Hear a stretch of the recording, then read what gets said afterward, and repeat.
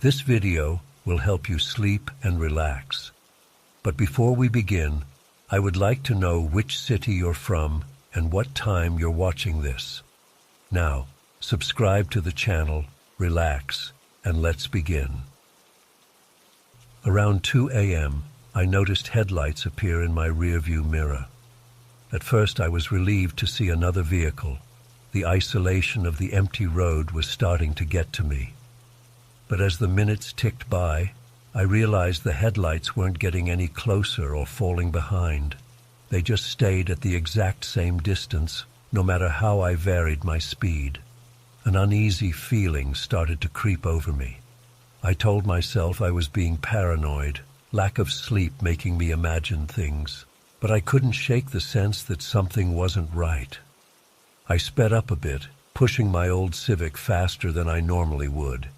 The headlights behind me sped up too, maintaining that same unnervingly consistent gap. My palms started to sweat as I gripped the steering wheel tighter. I considered pulling over to let them pass, but something held me back. What if they pulled over too? I was alone out here in the middle of nowhere. Better to keep moving. As the road curved, I got my first real look at the vehicle behind me. It was a large pickup truck, jacked up on huge tires with a menacing-looking grille. In the moonlight, I could just make out a solitary figure in the driver's seat, but couldn't see any details.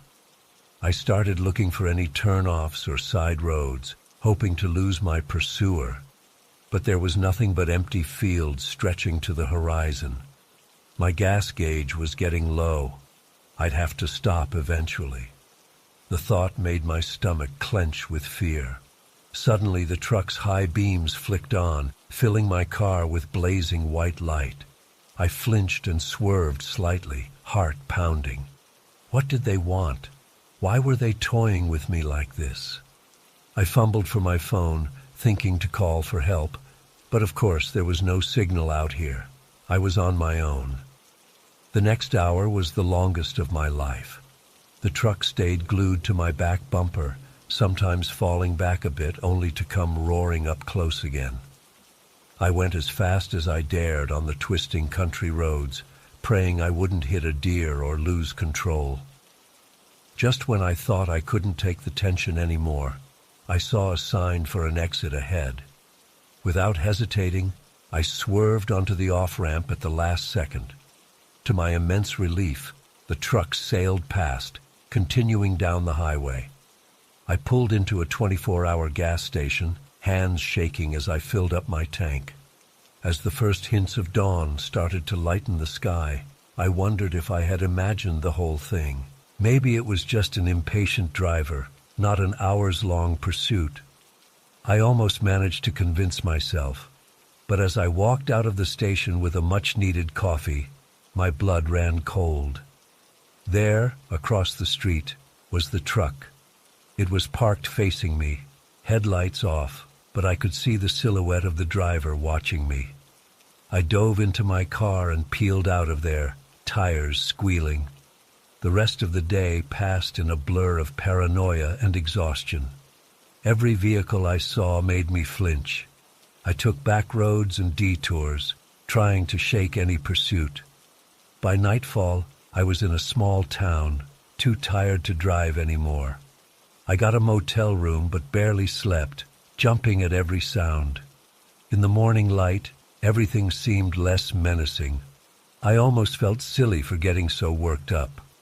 I decided to continue my trip, telling myself it was all just a misunderstanding blown out of proportion by my tired mind. As I packed up my car, I noticed an envelope tucked under my windshield wiper. With trembling hands, I opened it. Inside was a single Polaroid photo. It showed me sleeping in my motel room, taken through the window. I left town immediately, driving aimlessly, too afraid to stick to my original route. For days I wandered, taking obscure back roads, never staying in one place for long. I'd catch glimpses of that truck in my mirrors, always at a distance, but unmistakable. Sometimes it would disappear for hours, only to show up again when I least expected it. One night, I ended up on a dirt road deep in a national forest. My nerves were shot from days of cat and mouse.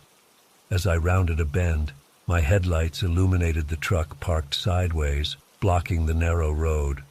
I slammed on my brakes, skidding in the loose gravel. Heart pounding, I threw the car into reverse. But before I could move, the truck's door opened. A tall figure stepped out, face hidden in shadow. I was frozen in terror, unable to move or think. The figure slowly walked towards my car. I fumbled for the lock, but my hands were shaking too badly. As they approached my window, I squeezed my eyes shut, bracing for the worst. There was a light tap on the glass. Somehow, I found the courage to look. The figure was holding up a piece of paper with something written on it. Squinting in the dim light, I made out 4 words. "You forgot your wallet." Confused, I patted my pocket. My wallet was indeed missing. With shaking hands, I cracked the window. The figure silently handed me my wallet, then turned and walked back to their truck. They drove off into the night without another word, leaving me sitting there in shock. I never saw the truck again after that night. To this day, I have no idea who was driving or why they followed me for so long just to return my wallet. I must have dropped it at that first gas station without realizing. But how did they know who I was or where I was going? Why the days of pursuit and fear? Sometimes I wonder if I imagined the whole thing. But then I'll come across that Polaroid tucked away in a drawer, and the fear comes rushing back. I don't take solo road trips anymore, and I always triple-check that I have my wallet before leaving home.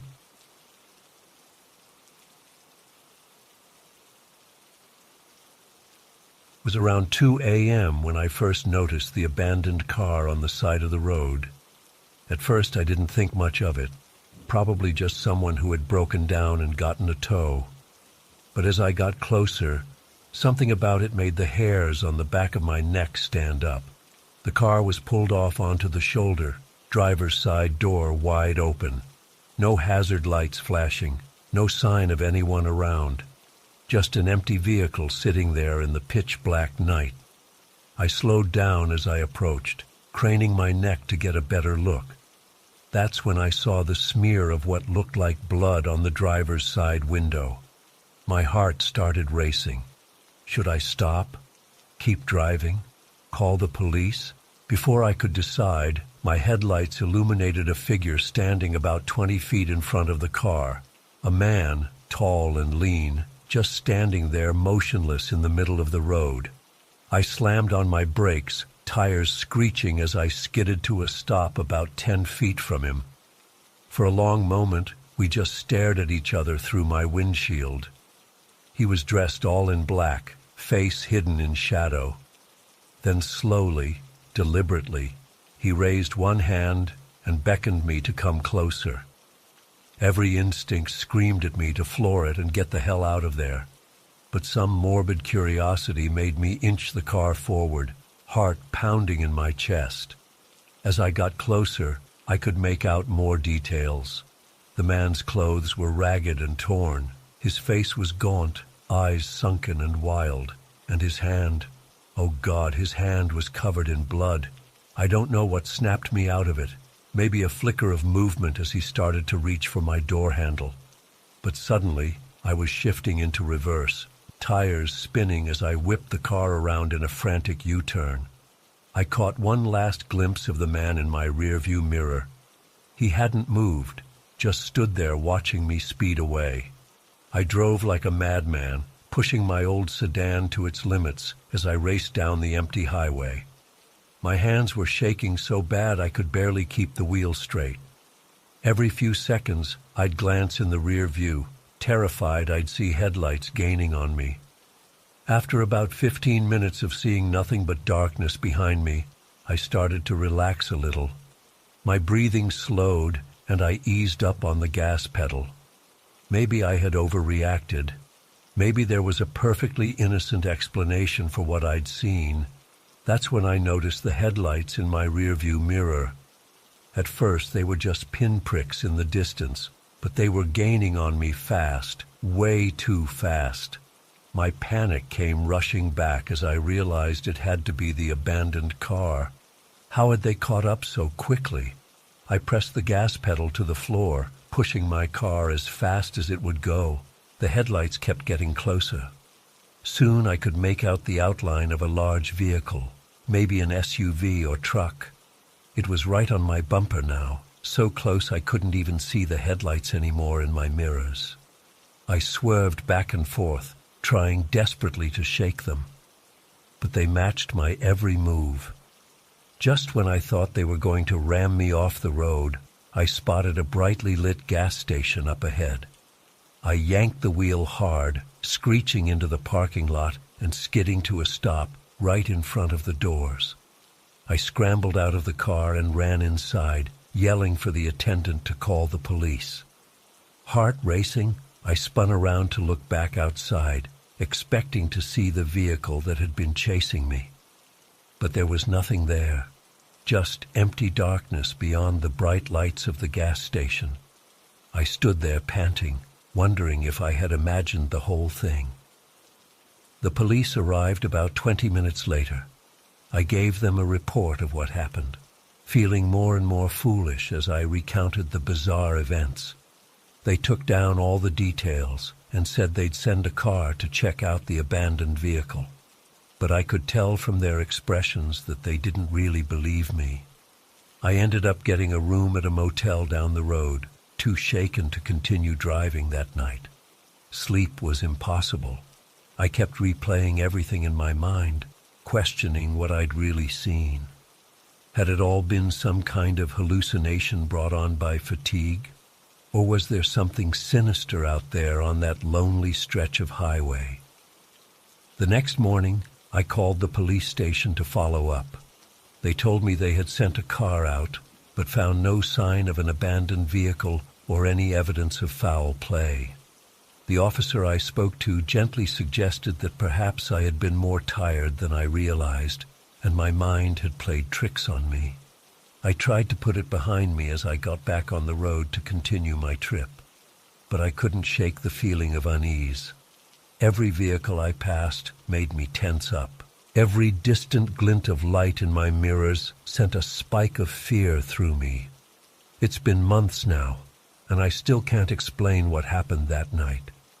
Sometimes I manage to convince myself it was all just an exhaustion-induced fantasy.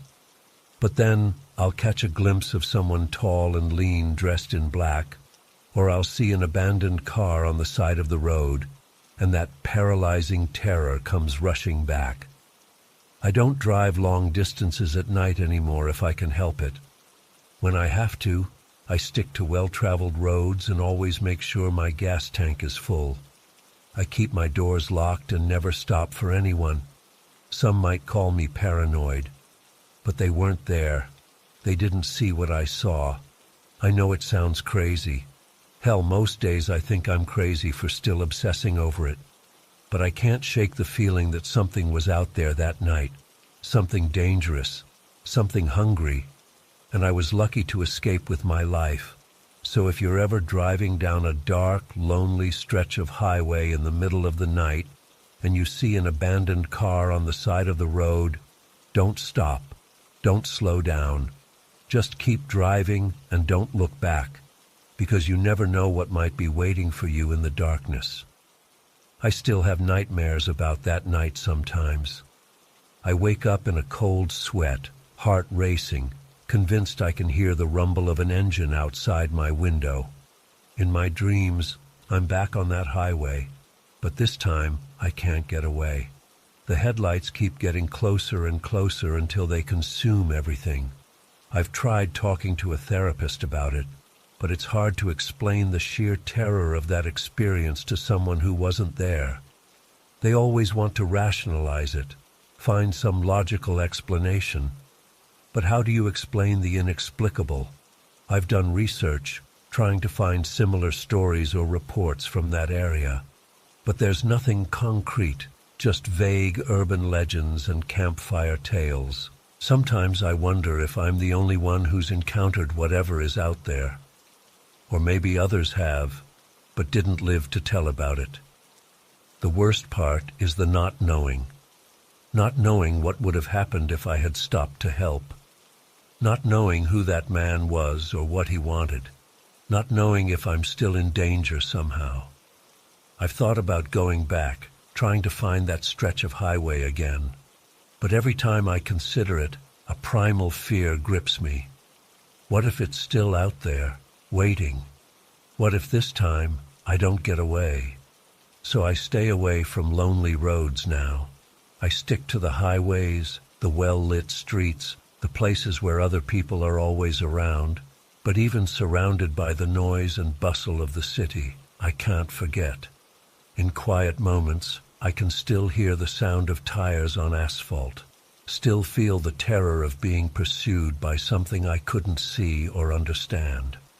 I don't know if I'll ever fully recover from what happened that night. It's changed me in ways I'm still trying to understand. But I'm alive. I survived. And maybe by sharing my story, I can help someone else avoid the terror I experienced. So remember, if you're ever driving late at night and you see something strange on the side of the road, trust your instincts.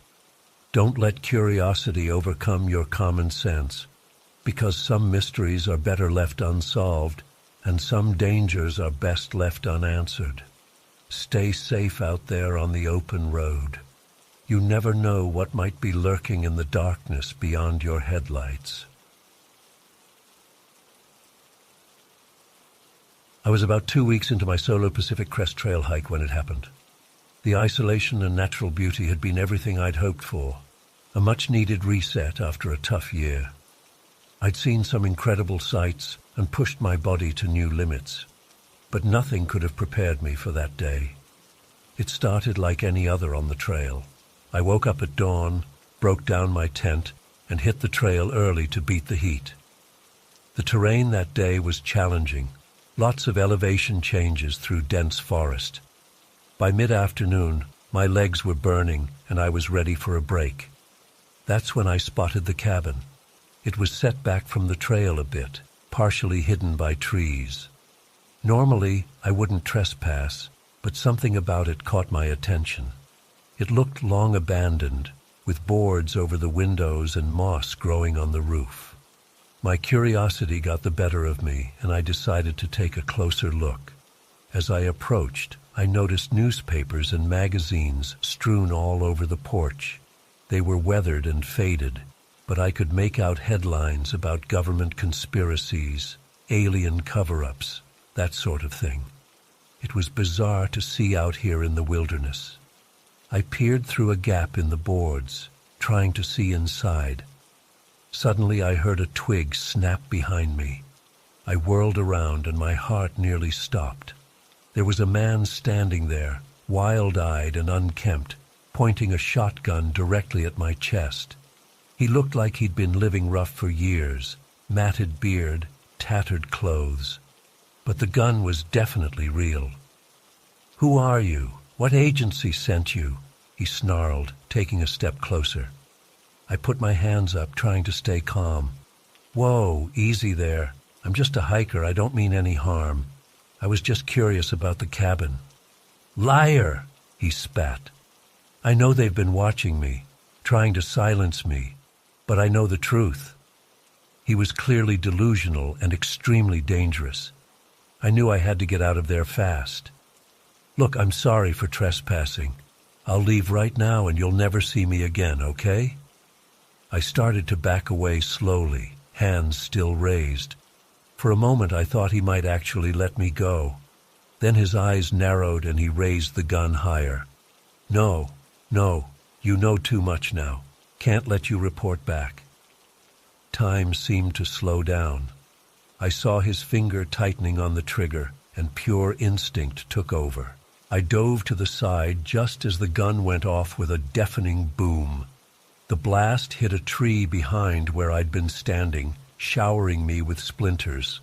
I scrambled to my feet and took off running as fast as I could. I heard him cursing and crashing through the underbrush behind me.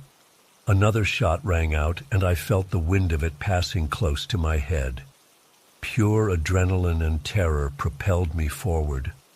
I ran blindly through the forest, branches whipping my face. I could hear him pursuing, moving surprisingly fast for an older guy. My lungs were burning and my legs felt like jelly, but I didn't dare slow down. After what felt like an eternity, I realized I couldn't hear him behind me anymore. I risked a glance back and saw no sign of pursuit. Still, I kept running for another 10 minutes before I finally had to stop, gasping for air and on the verge of collapse. As I caught my breath, the reality of what just happened started to sink in. I'd nearly been murdered by some crazed hermit in the middle of nowhere.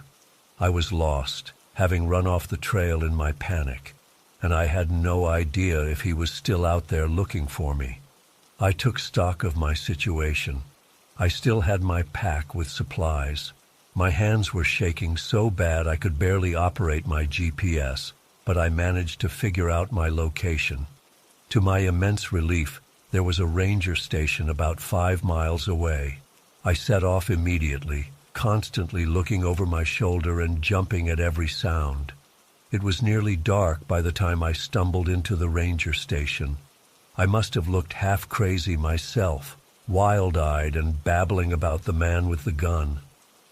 The rangers were skeptical at first, but became more concerned as I recounted details of the encounter. They radioed for backup to investigate the area I described. I spent a sleepless night at the station, jumping at every sound. In the morning, they told me a team had searched, but found no sign of the cabin or the man. Part of me wondered if I'd imagined it all, but I knew deep down it had been real. That was the end of my PCT journey. I just couldn't bring myself to get back on the trail. Every rustle in the trees, every snapping twig sent me into a panic. The wilderness that had once felt so welcoming now seemed full of hidden dangers. It's been months now, and I still have nightmares about that day. I can't shake the image of that wild-eyed man and the gun pointed at my chest. I've tried to research if there have been any similar encounters in that area, but found nothing conclusive. Sometimes I wonder if he's still out there, hidden away in the forest with his paranoid delusions. Other times, I wonder if it was all some kind of hallucination brought on by exhaustion and isolation. Either way, it's changed me. I used to love solo hiking and being alone in nature. Now I can't even go for a walk in the woods without feeling on edge. I know the odds of something like that happening again are astronomically low. But the fear is always there, lurking in the back of my mind. I still don't know what to make of it all. Was he some off-the-grid survivalist driven mad by isolation, a former government agent in hiding, or just a dangerously unhinged person who found the perfect place to indulge his paranoia? I'll probably never know for sure. All I know is that my dream of hiking the PCT turned into a nightmare I'll never forget. It taught me that even in the most beautiful and serene places, danger can be lurking just out of sight. I'm trying to work through the trauma and get back to the things I love. But I don't think I'll ever look at the wilderness quite the same way again. I was so excited for our camping trip in the Ozarks. My 3 best friends from college and I had been planning it for months, a chance to reconnect and enjoy nature before our senior year. We arrived at the campsite on a beautiful Friday afternoon in late summer. The air was crisp and clean, filled with the scent of pine. Birds chirped in the distance as we set up our tents and gathered wood for a fire. That first evening was perfect. We roasted hot dogs and marshmallows, sharing stories and laughs late into the night. I felt so at peace surrounded by my friends and the tranquil forest. If only I had known how quickly that peace would shatter. The next morning, we decided to go for a hike. The trail wound through dense woods, occasionally opening up to reveal breathtaking vistas of the rolling Ozark Mountains. About 2 hours in, we stopped for a water break in a small clearing. That's when we heard the first gunshot. At first, we assumed it was just hunters. But then we heard shouting and more shots in rapid succession. It didn't sound like normal hunting. Curious and a bit uneasy, we crept towards the noise. Looking back, I wish we had just turned and run right then. But we were young and foolish. We peered through the trees and saw a horrifying scene. 3 men with rifles standing over what looked like a fresh deer carcass. But as we watched, they began cutting into it and pulling out small packages wrapped in plastic. My blood ran cold as I realized what we were witnessing. These weren't hunters. They were using the deer to smuggle drugs. I must have gasped or made some small sound because suddenly one of the men whipped around and looked right at us. For a split second, our eyes met, and I saw the shock and rage on his face. Then he raised his rifle and fired. We scattered in panic, sprinting in different directions into the woods. I could hear shouting behind us as the men gave chase. My heart was pounding so hard I thought it might burst. Branches whipped at my face as I ran blindly, fueled by pure adrenaline and terror. I don't know how long I ran. It felt like hours. Eventually I slowed, gasping for breath. The woods were eerily silent. I realized with horror that I had no idea where I was or where my friends were. I was completely lost and alone. Trying to calm my ragged breathing, I strained my ears for any sound of pursuit. In the distance, I heard a twig snap. My body went rigid with fear. Were the men still hunting us, or could it be one of my friends? I crouched behind a fallen log, hardly daring to breathe. The sound came again, closer this time. Slow, deliberate footsteps. My muscles tensed, ready to bolt. Suddenly, a figure emerged from behind a tree about 20 feet away. I almost cried with relief when I recognized my friend Jake. He looked as terrified as I felt. We embraced quickly, both of us shaking. In hushed whispers, we tried to figure out what to do. We had no idea where we were or how to get back to our campsite. Our phones had no signal, and somewhere out there, armed and dangerous men were hunting us. Jake said he thought he had seen a dirt road while he was running. It was our best chance of finding help or at least getting our bearings. Warily watching for any sign of movement, we set off in the direction he indicated. We walked for what felt like hours, jumping at every snapping twig or rustling leaf.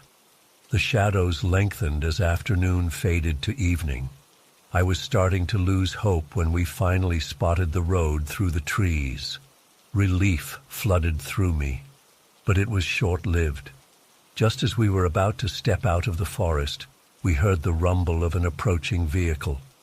We dove back into the underbrush as a battered pickup truck came into view. My heart nearly stopped when I saw who was driving. It was 2 of the men from earlier. They were moving slowly, scanning the woods on either side of the road, hunting for us. Jake and I lay frozen, hardly daring to breathe as the truck crawled past our hiding spot. I could see the driver's face clearly. His eyes were cold and determined. He had a rifle propped against the seat beside him. Finally, the sound of the engine faded into the distance. We waited several more minutes to be sure they were gone before cautiously emerging. "We can't stay on the road," Jake whispered. "They'll spot us for sure." I nodded in agreement. We would have to continue through the woods, but at least now we had a reference point. We decided to follow the road from a distance, hoping it would eventually lead us to civilization. As we walked, the light faded quickly. Soon we were stumbling through near total darkness. Every shadow looked like a threat. More than once I thought I heard footsteps behind us, only to turn and see nothing. We had been walking for maybe an hour when we heard voices up ahead. Jake and I froze, straining to listen. It sounded like it was coming from just beyond a ridge to our right. Silently, we crept forward and peered over the top of the ridge. What we saw made my heart soar. It was our other two friends, huddled together near a small stream. They looked exhausted and terrified, but alive. We called out softly, and they nearly wept with relief when they saw us. We quickly filled each other in on what had happened since we separated. Lisa and Mike had managed to stick together during the initial chase. They had been hiding and moving cautiously ever since, too afraid to call out or search for help. Now reunited, we felt a small spark of hope, but we still had no idea where we were or how to get to safety, and we knew the men were still out there searching for us. We decided to follow the stream, hoping it would lead us to a larger river or lake where we might find people. As we walked, we took turns keeping watch behind us. Every snapping twig or odd shadow had us freezing in terror. It was nearing midnight when we finally saw lights through the trees ahead. At first, we were wary. Could it be the men's camp? But as we got closer, we realized it was a small ranger station. Overwhelming relief washed over me. We were safe. We practically ran the last 100 yards to the station. The ranger on duty was shocked when we burst in, wild-eyed and disheveled. Between gasping breaths, we managed to explain what had happened. The ranger immediately radioed for backup and police support. Within an hour, the station was swarming with officers. We gave our statements, marked locations on maps, described the men and their truck. A massive manhunt was launched. Police and Forest Service teams combed the woods all night. By dawn, they had found our abandoned campsite and the location where we had witnessed the drug operation. It was mid-morning when we got the news. All 3 men had been apprehended trying to flee the area. A large quantity of drugs was recovered from their vehicle. We were overjoyed, but also utterly exhausted. The events of the past 24 hours felt surreal. Had we really witnessed a crime, been hunted through the woods, and helped catch dangerous drug smugglers? It took weeks for the reality to fully sink in. Even now, months later, I still have nightmares about being chased through those dark woods. I don't know if I'll ever be able to go camping again, but I'm incredibly grateful that we all made it out alive and that those dangerous men were caught. It was the most terrifying experience of my life, but it also showed me how strong I could be when pushed to my limits. I'll never forget those harrowing hours in the Ozarks, or how close we came to a much darker fate.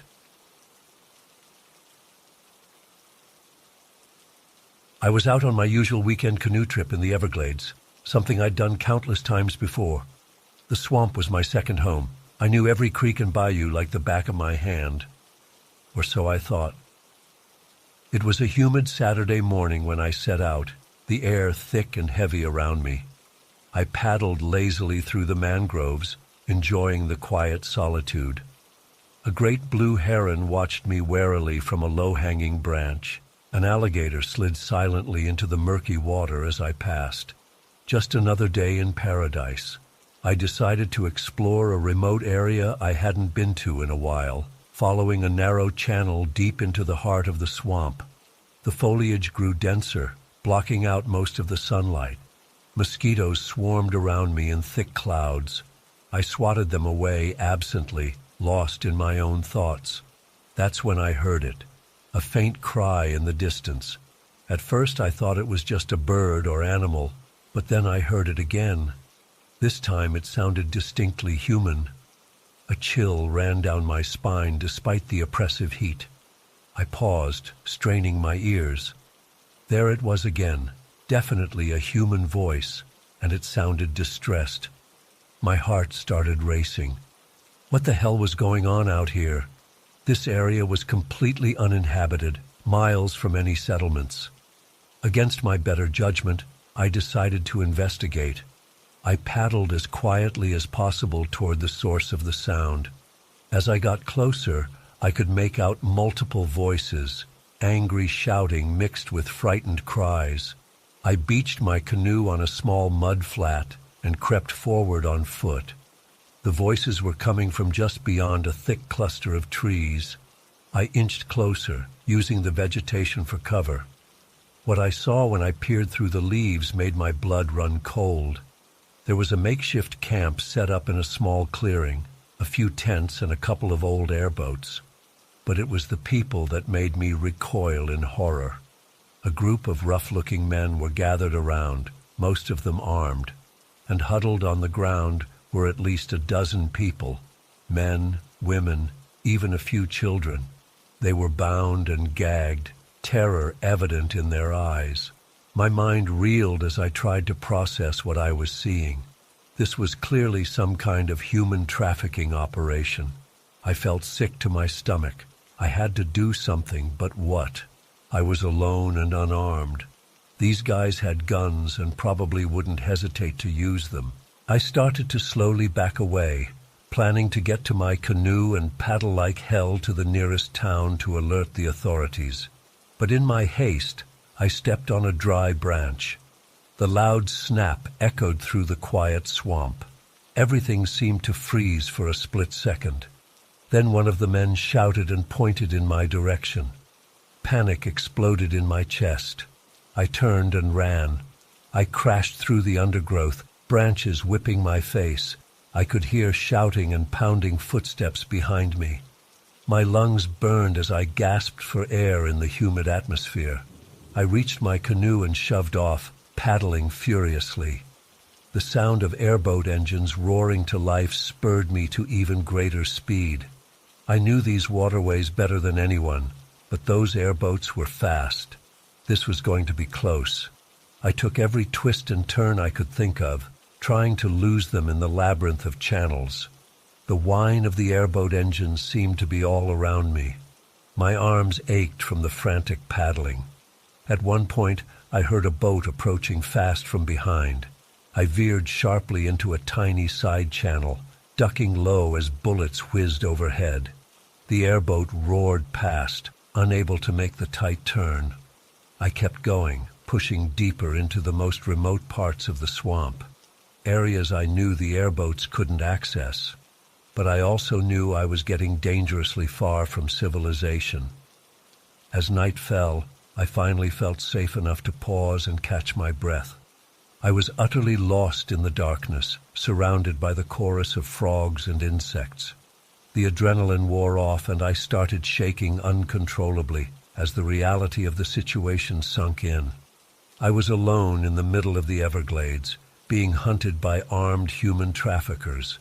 I had no food, no water, no way to call for help, and I had seen something I was never meant to see. These men would not stop until they found me. I spent a sleepless night huddled in my canoe, jumping at every sound. As the sky began to lighten, I knew I had to keep moving. But which way? I had no idea where I was anymore. I picked a direction and started paddling. Hour after hour I pushed on, my muscles screaming in protest. The sun beat down mercilessly. My mouth was parched, my lips cracked and bleeding. Twice I heard airboats in the distance and had to quickly hide, my heart pounding. They were still searching for me. How long could I keep this up? As the second day wore on, I was nearing my breaking point. The lack of water and food was taking its toll. I was weak and disoriented. Hopelessness started to set in. Maybe I should just give up. But then I saw something that made my heart soar. Power lines in the distance. I nearly cried with relief. Where there were power lines, there had to be people nearby. I paddled with renewed energy. An hour later, I finally emerged from the swamp into a small marina. I must have looked like a wild man, stumbling out of my canoe. The shocked expressions of the people at the dock told me as much. "Please," I croaked, my voice hoarse. "I need help. You have to call the police." The next few hours passed in a blur. I gulped down water and tried to coherently explain what had happened to the local sheriff. Soon state and federal authorities were involved. I described the location as best I could, marking it on maps. A massive operation was launched. Helicopters and airboats headed out into the swamp. I collapsed into an exhausted sleep at a local motel. Armed guards posted outside my door. I awoke the next day to amazing news. They had found the camp and arrested over a dozen traffickers. Even better, they managed to rescue all of the victims. My heart soared knowing those poor people were safe now. The investigators had a million questions for me. I told my story over and over, reliving those terrifying moments. They said I was lucky to be alive. I knew they were right. In the following weeks, the full scope of the trafficking ring was revealed. It had been operating for years, smuggling people through the Everglades. My accidental discovery had brought the whole thing crashing down. I was hailed as a hero, but I didn't feel like one. I was just a guy who stumbled into something horrible and managed not to die. Still, knowing those victims were free and reunited with their families helped ease the trauma of what I'd been through. I still go canoeing in the Everglades. I won't let fear rob me of the place I love. But I'm a lot more cautious now. And sometimes, when I'm out on those quiet waters, I remember those terrible days and shudder.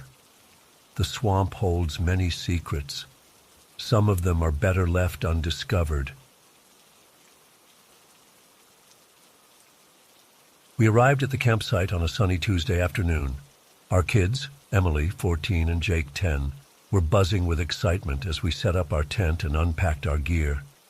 The scenery was breathtaking, towering red cliffs stretching as far as the eye could see, with the Colorado River snaking through the canyon below. As night fell, we gathered around the campfire, roasting marshmallows and sharing stories. It felt idyllic, like something out of a cheesy family movie. If only I'd known then how quickly our dream vacation would turn into a nightmare.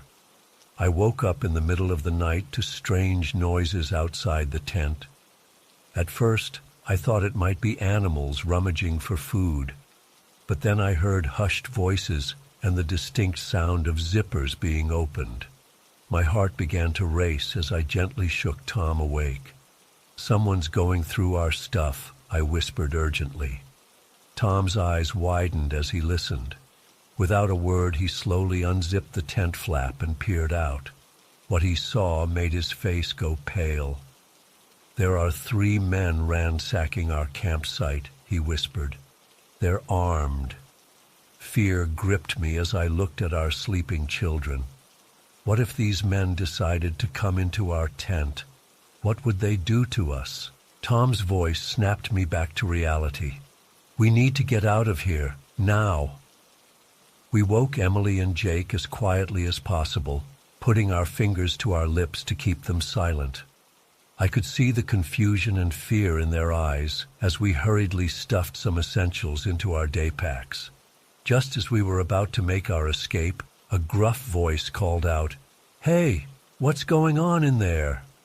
Tom's eyes met mine, filled with determination. "Run," he mouthed. In an instant, we burst out of the tent. Tom charged at the nearest man, catching him off guard and knocking him to the ground. "Go!" he yelled to us. "I'll hold them off!" Grabbing the kids' hands, I sprinted away from the campsite and into the darkness. The sound of a scuffle behind us spurred me on, even as my heart ached at leaving Tom behind. We ran blindly along the trail, guided only by the faint moonlight. Emily was sobbing quietly, while Jake kept asking where Dad was. I had no answers, only the overwhelming need to get my children to safety. After what felt like hours of running and hiding, we paused to catch our breath behind a large boulder. That's when we heard footsteps approaching. I held my breath, praying it was Tom. A flashlight beam cut through the darkness. "I can hear you breathing," a menacing voice called out. "Come out now, and maybe we won't hurt you." Emily whimpered, and I clamped my hand over her mouth. Jake was trembling against me. I felt utterly helpless, trapped between the rock and these dangerous men. Suddenly, there was a commotion and the sound of a scuffle. I heard grunts and the thud of fists connecting. Then, miraculously, I heard Tom's voice. "Karen, kids, where are you?" Relief flooded through me as I called back to him. Moments later, he rounded the boulder, looking battered but alive. We embraced tearfully before he urged us to keep moving. "I managed to knock out 2 of them," Tom explained as we hurried along the trail. "But the leader is still after us. We need to find help." As the sky began to lighten, we found ourselves on a narrow ledge overlooking a steep drop. That's when we heard angry shouts behind us. The leader of the gang had caught up. Tom pushed us behind him as a burly man with a wild beard came into view. He was brandishing a knife, his eyes blazing with fury. "You've cost me my score and my crew," he snarled. "Now you're gonna pay." What happened next seemed to unfold in slow motion. As the man lunged forward, Tom sidestepped and grabbed his arm. They grappled dangerously close to the edge. I wanted to help, but I couldn't leave the kids unprotected. In a desperate move, Tom managed to twist the knife out of the man's grasp. It clattered to the ground near my feet. The attacker, enraged, charged at Tom with all his might. But Tom was ready. At the last second, he ducked and used the man's momentum to flip him over his shoulder. The attacker's eyes widened in shock as he lost his balance and tumbled over the edge of the cliff. We heard his scream fade as he fell. Tom stumbled back, looking as shocked as the rest of us at what had just happened. There was no time to process it, though. "We need to keep moving," Tom said shakily. "Find a ranger station or someone who can help." We pressed on, exhausted and traumatized, but driven by the need for safety. As the sun rose higher, the heat became oppressive. Our water was running low, and the kids were struggling to keep up. Just when I thought we couldn't go on any further, we spotted a building in the distance. As we got closer, I could have cried with relief when I saw the park ranger logo. We burst through the door, startling the 2 rangers inside. "Please," I gasped, "we need help. There are dangerous men after us." The rangers sprang into action, radioing for backup and medical assistance. They gave us water and energy bars as we recounted our harrowing ordeal. Within hours, a search team had apprehended the 2 men Tom had knocked out at our campsite. They found no trace of the leader who had fallen, and I tried not to think about his fate.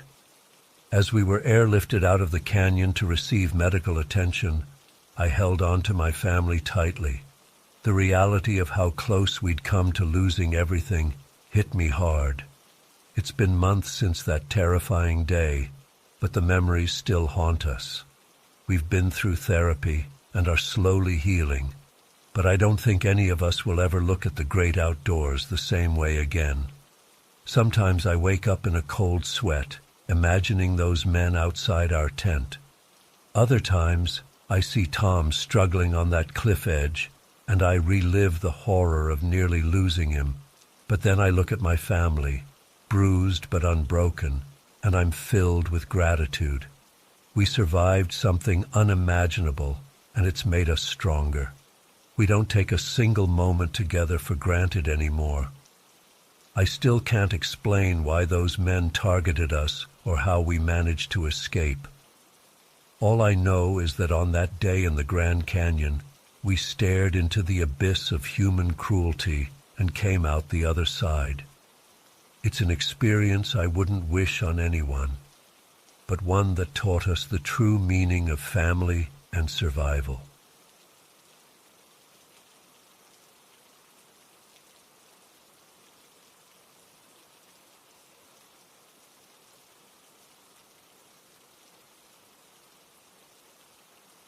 I was always fascinated by the rugged beauty of the Scottish Highlands, so when I finally got the chance to go on a solo hiking trip there last summer, I jumped at the opportunity.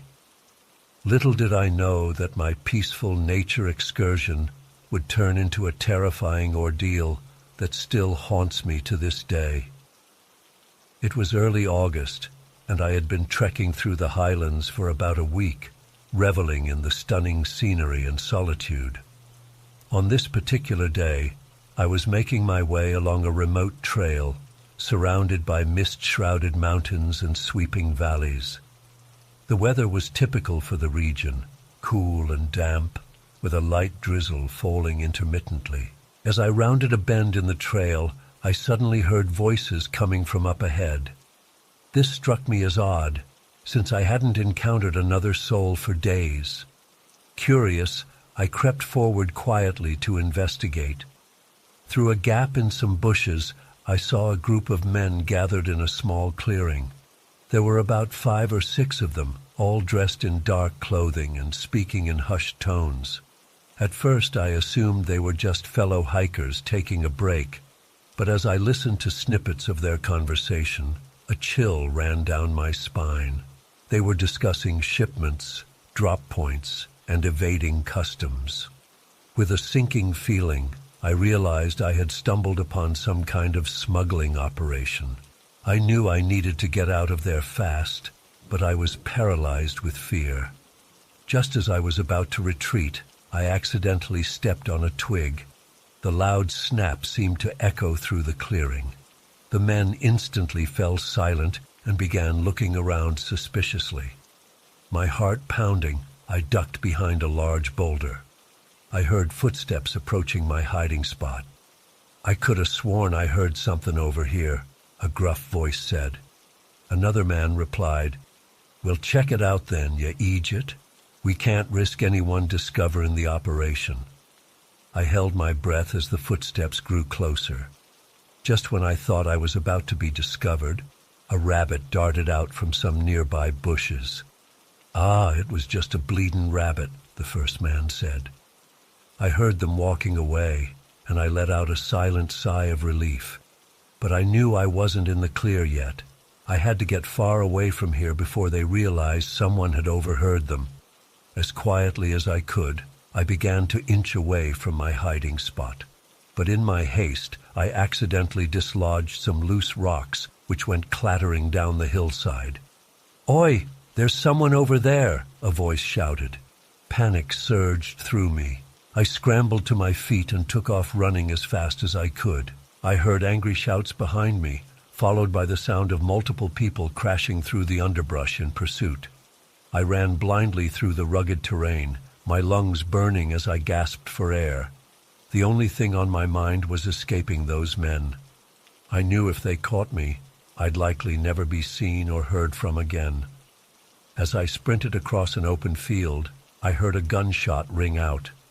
The bullet whizzed past my head, missing me by inches. That's when the true gravity of my situation hit me. These men were willing to kill to protect their illegal operation. Fueled by pure adrenaline and terror, I pushed myself to run even faster. Up ahead, I spotted a densely forested area. If I could make it there, I might have a chance of losing them among the trees. I practically threw myself into the forest, ducking and weaving between the trunks. The sounds of pursuit grew fainter as I delved deeper into the woods. But I didn't dare slow down. I kept running until my legs felt like jelly and my lungs were on fire. Finally, I couldn't go any further. I collapsed behind a fallen log, trying desperately to catch my breath while staying as quiet as possible. For what felt like hours, I crouched there, straining my ears for any sign that the men were still searching for me. As the adrenaline began to wear off, the reality of my situation sank in. I was lost in the middle of the highlands, being hunted by dangerous criminals. I had no phone signal, limited supplies, and no idea which direction to go. For the first time in my life, I genuinely feared I might die out here. As night began to fall, the temperature dropped rapidly. I knew I needed to find shelter soon. In the fading light, I spotted what looked like the entrance to a small cave in a nearby hillside. It wasn't ideal, but it would have to do. I made my way to the cave entrance, my muscles screaming in protest with every step. The cave was damp and chilly, but at least it provided some protection from the elements. I huddled in the back, wrapping my arms around myself to try and conserve body heat. Every snapping twig or rustle of leaves outside made me flinch. I was convinced the smugglers would find me at any moment. I don't think I slept at all that night, too terrified to let my guard down. As the first light of dawn filtered into the cave, I knew I had to get moving. I had no idea if the men were still searching for me, but I couldn't risk staying in one place for too long. I cautiously emerged from the cave, my eyes darting around for any sign of danger. The forest was quiet, except for the occasional bird call. Taking a deep breath, I tried to get my bearings and figure out which direction to go. I remembered from my map that there was a small village about a day's hike to the east. If I could make it there, I could alert the authorities about what I'd seen. But getting there meant traversing more open ground where I'd be exposed. With no other choice, I set off in what I hoped was an easterly direction. I stuck to areas with more cover when possible, and frequently stopped to listen for any sounds of pursuit. Every step was nerve-wracking. I felt like I could be ambushed at any moment. After several tense hours of hiking, I crested a hill and my heart leapt. I could see the village in the distance, but my relief was short-lived. To reach the village, I'd have to cross a wide, open valley with no cover. I'd be completely exposed. I debated waiting until nightfall to make the crossing, but I was already weak from hunger and fatigue. I didn't know if I could last that long without food and water. Taking a deep breath, I made the decision to risk it. I half ran, half stumbled down the hillside towards the village, my eyes constantly scanning for any sign of danger. Every second felt like an eternity. I expected to hear shouts or gunshots at any moment. By some miracle, I made it across the valley without incident. As I staggered into the village, several locals stopped to stare at my haggard appearance. I must have looked like a madman, wild-eyed and disheveled. I managed to convey that I needed to speak to the police urgently. A kind, elderly woman led me to the local constable's office. As soon as I saw the officer, the floodgates opened. I poured out the whole story, stumbling upon the smugglers, overhearing their plans, being chased through the wilderness. To his credit, the constable took my story seriously. He immediately radioed for backup and began organizing a search of the area where I'd first encountered the smugglers. I was taken to the local clinic to be checked over while the police investigated. A few hours later, the constable returned with an update. They'd found clear evidence of a smuggling operation in the location I'd described. Hidden caches of contraband, makeshift shelters, even some discarded documents.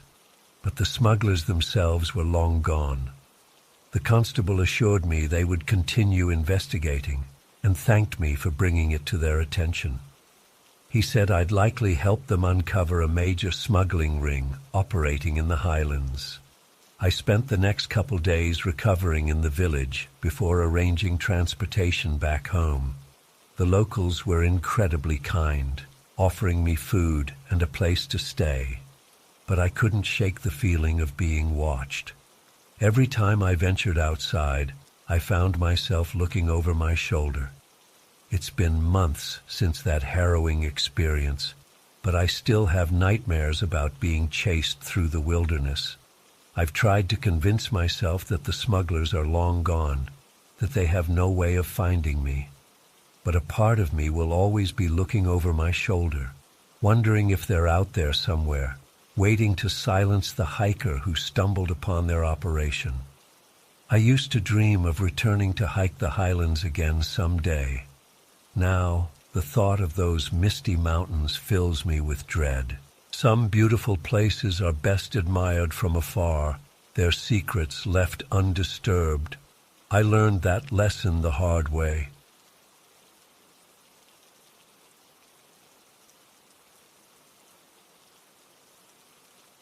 It was my third day on the trail. I had veered off the main path, wanting to explore a secluded valley I'd spotted on my topographic map. The terrain was rugged, with steep rocky slopes and dense pine forests. As I made my way down into the valley, I noticed an odd smell in the air, skunky and pungent. At first, I thought maybe it was just some strange alpine plant I wasn't familiar with. But as I pushed through a thick patch of underbrush, I suddenly found myself on the edge of a large clearing. My jaw dropped as I took in the scene before me. Row after row of marijuana plants stretched out across the hidden valley floor. This was no small operation. There had to be thousands of plants. My mind raced as I tried to process what I was seeing. Who could be running such a massive illegal grow operation way out here? Before I could even think about what to do, I heard angry shouting. I spun around to see two men emerge from the trees behind me. They were pointing and yelling in Italian.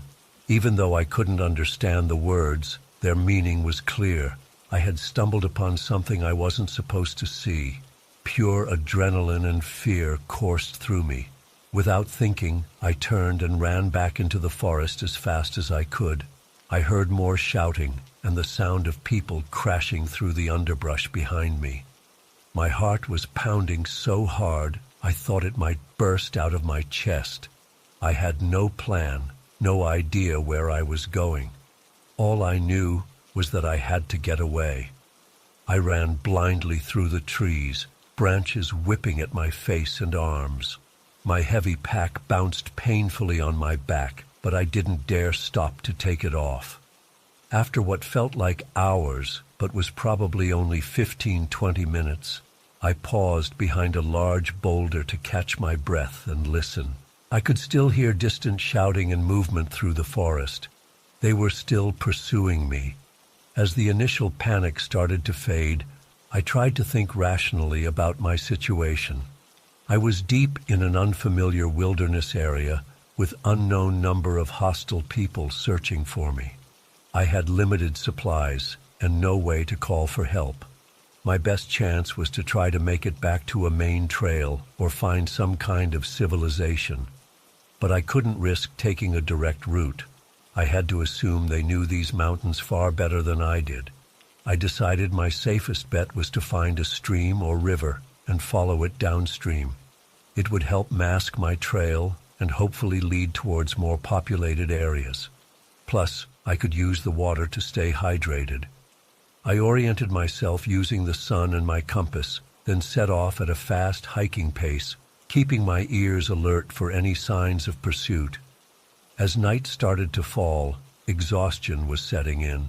I hadn't dared to stop moving all day. My legs felt like jelly and my lungs burned. I needed to find somewhere to rest, but it had to be well hidden. After searching for a while, I found a small cave-like overhang formed by some fallen boulders. It wasn't ideal, but it would have to do. I crawled inside and allowed myself to collapse. I didn't dare light a fire or use my headlamp. I choked down some trail mix and water in the darkness, straining my ears for any sound of approaching danger. Sleep was almost impossible. Every snapping twig or rustle of leaves jolted me awake. I kept imagining shadowy figures lurking just outside my hiding spot. The night seemed to last forever. As soon as the sky began to lighten, I was on the move again. I stuck to my plan of following the stream downhill. The terrain was treacherous, slippery rocks, steep drop-offs, thorny bushes that tore at my clothes and skin. But I pushed on relentlessly, too afraid to stop. Around midday, I heard the distant sound of a vehicle engine. My spirits soared. Maybe I was finally nearing a road. But then dread set in as I realized the sound was coming from behind me, up the mountain. Were the marijuana growers using ATVs or trucks to search for me? I veered away from the stream and found a dense thicket to hide in, hardly daring to breathe as I listened to the engine noise draw closer. The vehicle stopped somewhere above me. I heard car doors slamming, then voices shouting back and forth in Italian. They seemed to be arguing about something. After about 15 minutes, the engine started up again, and the sound faded into the distance. I waited another half hour before cautiously emerging from my hiding spot.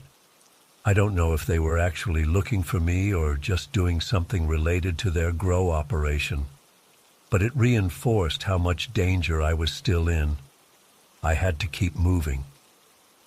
The next 2 days passed in a blur of exhaustion, hunger, and constant fear. I rationed my dwindling food supply and refilled my water from the stream when I dared.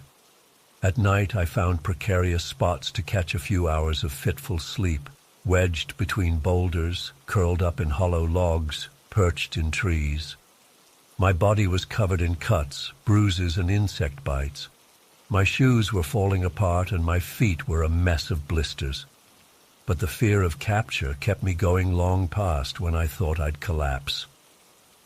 On the morning of the 4th day since my terrifying discovery, I was trudging along in a daze when I heard the rumble of a large engine. I immediately dove for cover, certain I was about to be caught. But as I peeked out from behind a tree, I saw the most beautiful sight. A logging truck rolling down a dirt road about 100 yards away. I wanted to run out and flag it down, but caution held me back. What if the driver was somehow connected to the marijuana operation? I watched as the truck slowly made its way down the mountain.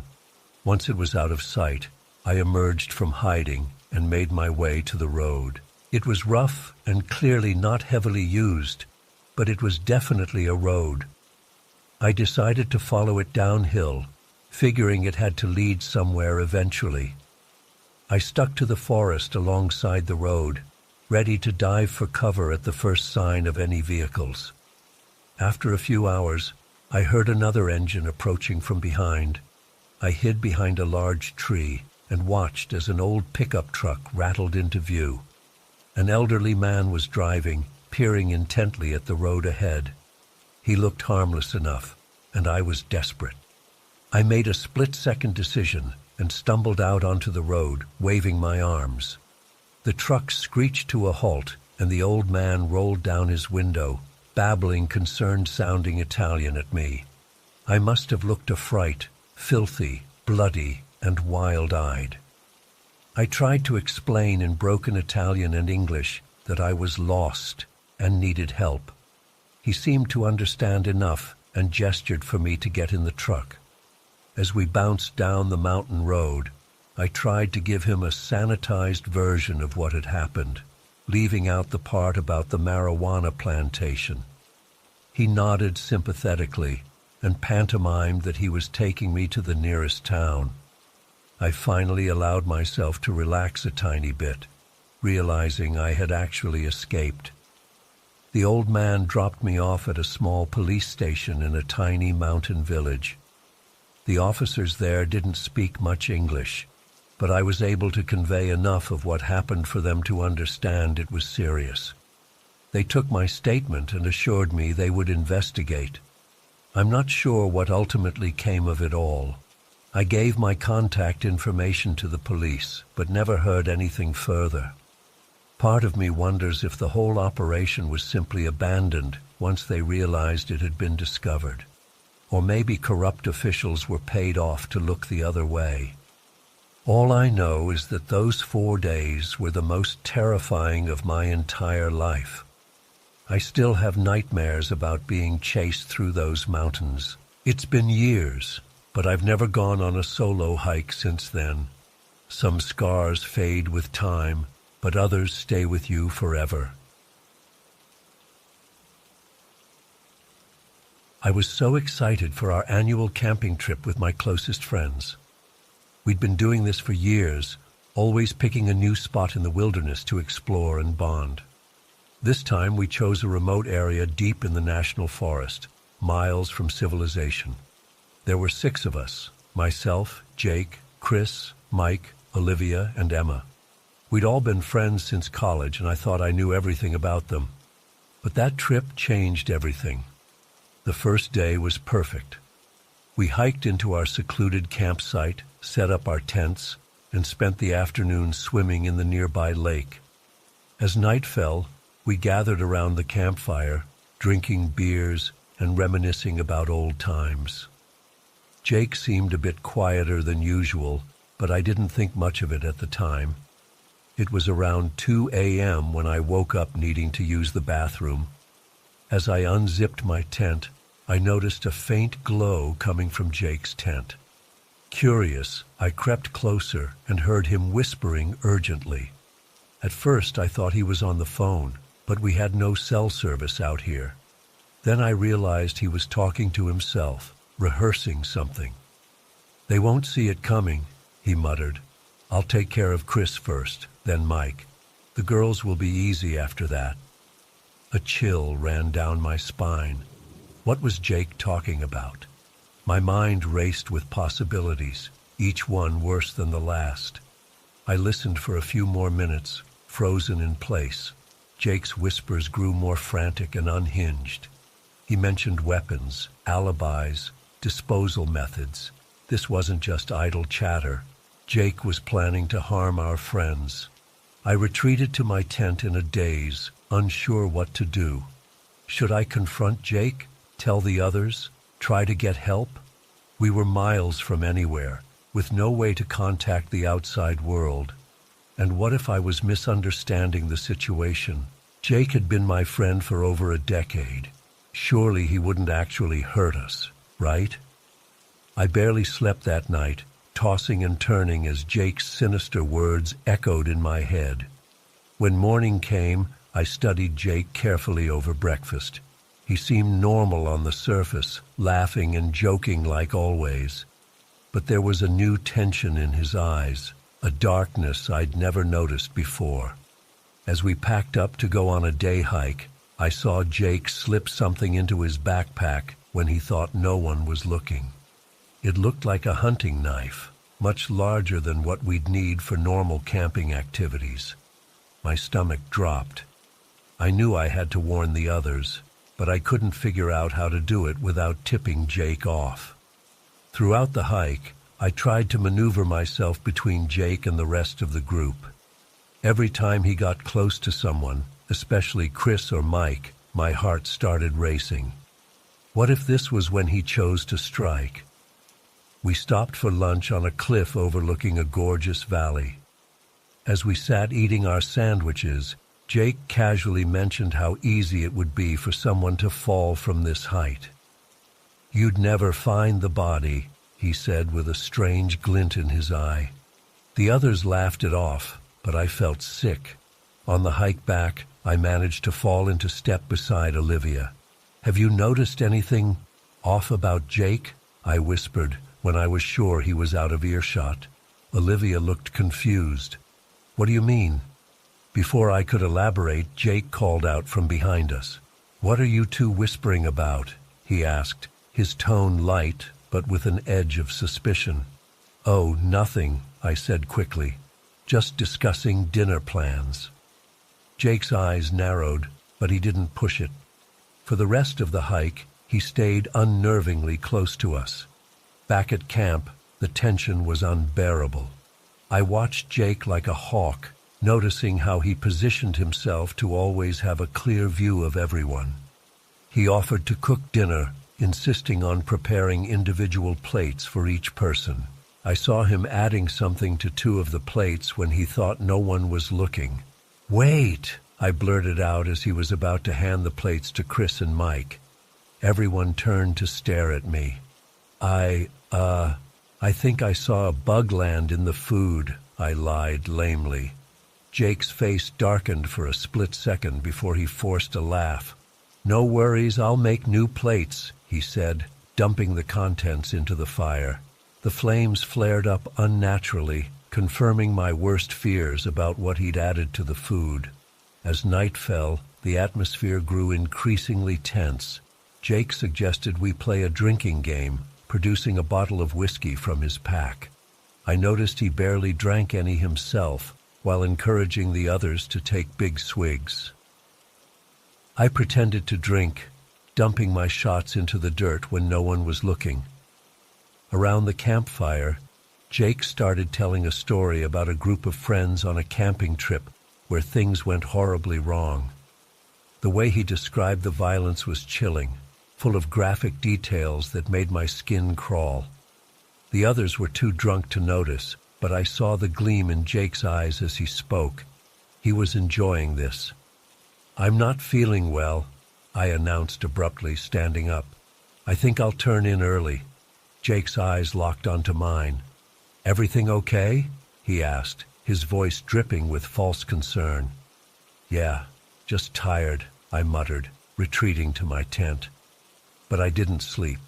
Instead, I lay awake, listening intently to every sound outside. Around midnight, I heard Jake get up and start rummaging through his pack. The unmistakable sound of a knife being unsheathed made my blood run cold. This was it. He was making his move. I unzipped my tent as quietly as possible, peering out into the darkness. Jake was crouched by the dead campfire, his back to me. The large hunting knife glinted in the moonlight. He was muttering to himself again, psyching himself up for what he was about to do. In that moment, I knew I had to act. I grabbed the nearest heavy object, a cast-iron skillet we'd used for cooking, and crept up behind Jake. My heart was pounding so loudly I was sure he'd hear it. Just as Jake started to turn, I swung the skillet with all my might. It connected with a sickening thud, and Jake crumpled to the ground. The commotion woke the others. They stumbled out of their tents, confused and still half drunk. "What's going on?" Chris slurred. "Jake, he was going to—" I couldn't get the words out. I was shaking uncontrollably, the skillet still clutched in my white-knuckled grip. Olivia knelt beside Jake's unconscious form, gasping when she saw the knife. "Oh my God," she whispered. We tied Jake up using climbing ropes and took turns keeping watch through the night. When morning came, we broke camp in record time and hiked out to where we'd left our cars. The police were waiting for us, alerted by a garbled 911 call Olivia had managed to make using a solar charger and her phone. Jake was arrested and eventually convicted of attempted murder. Searches of his home and computer revealed he'd been planning this for months. He'd even taken out life insurance policies on all of us.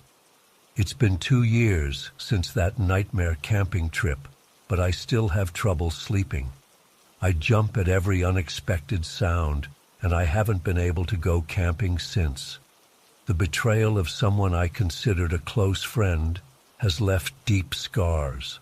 Sometimes I wonder if I could have seen the signs earlier, if there were red flags I missed. But mostly, I'm just grateful I woke up that first night and overheard Jake's planning.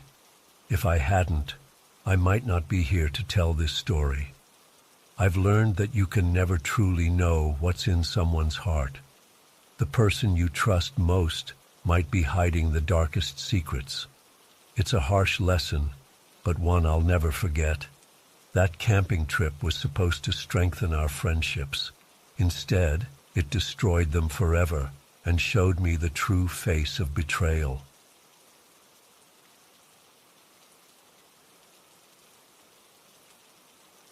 I was an avid solo camper, always seeking out remote locations to connect with nature and escape the chaos of city life.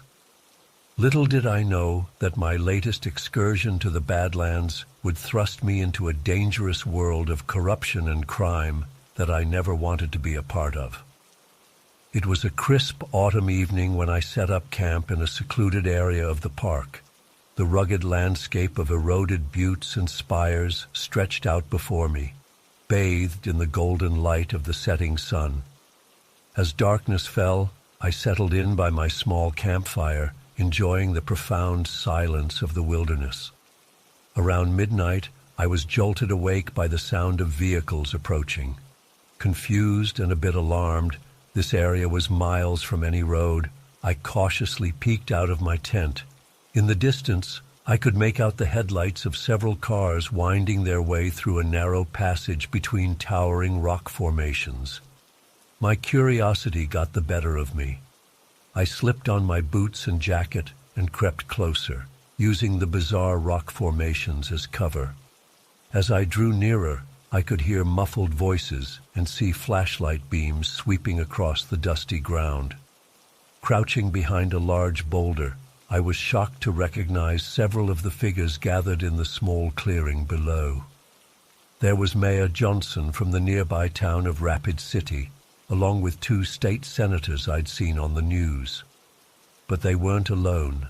There were other men I didn't recognize, hard-looking guys with a distinctly criminal air about them.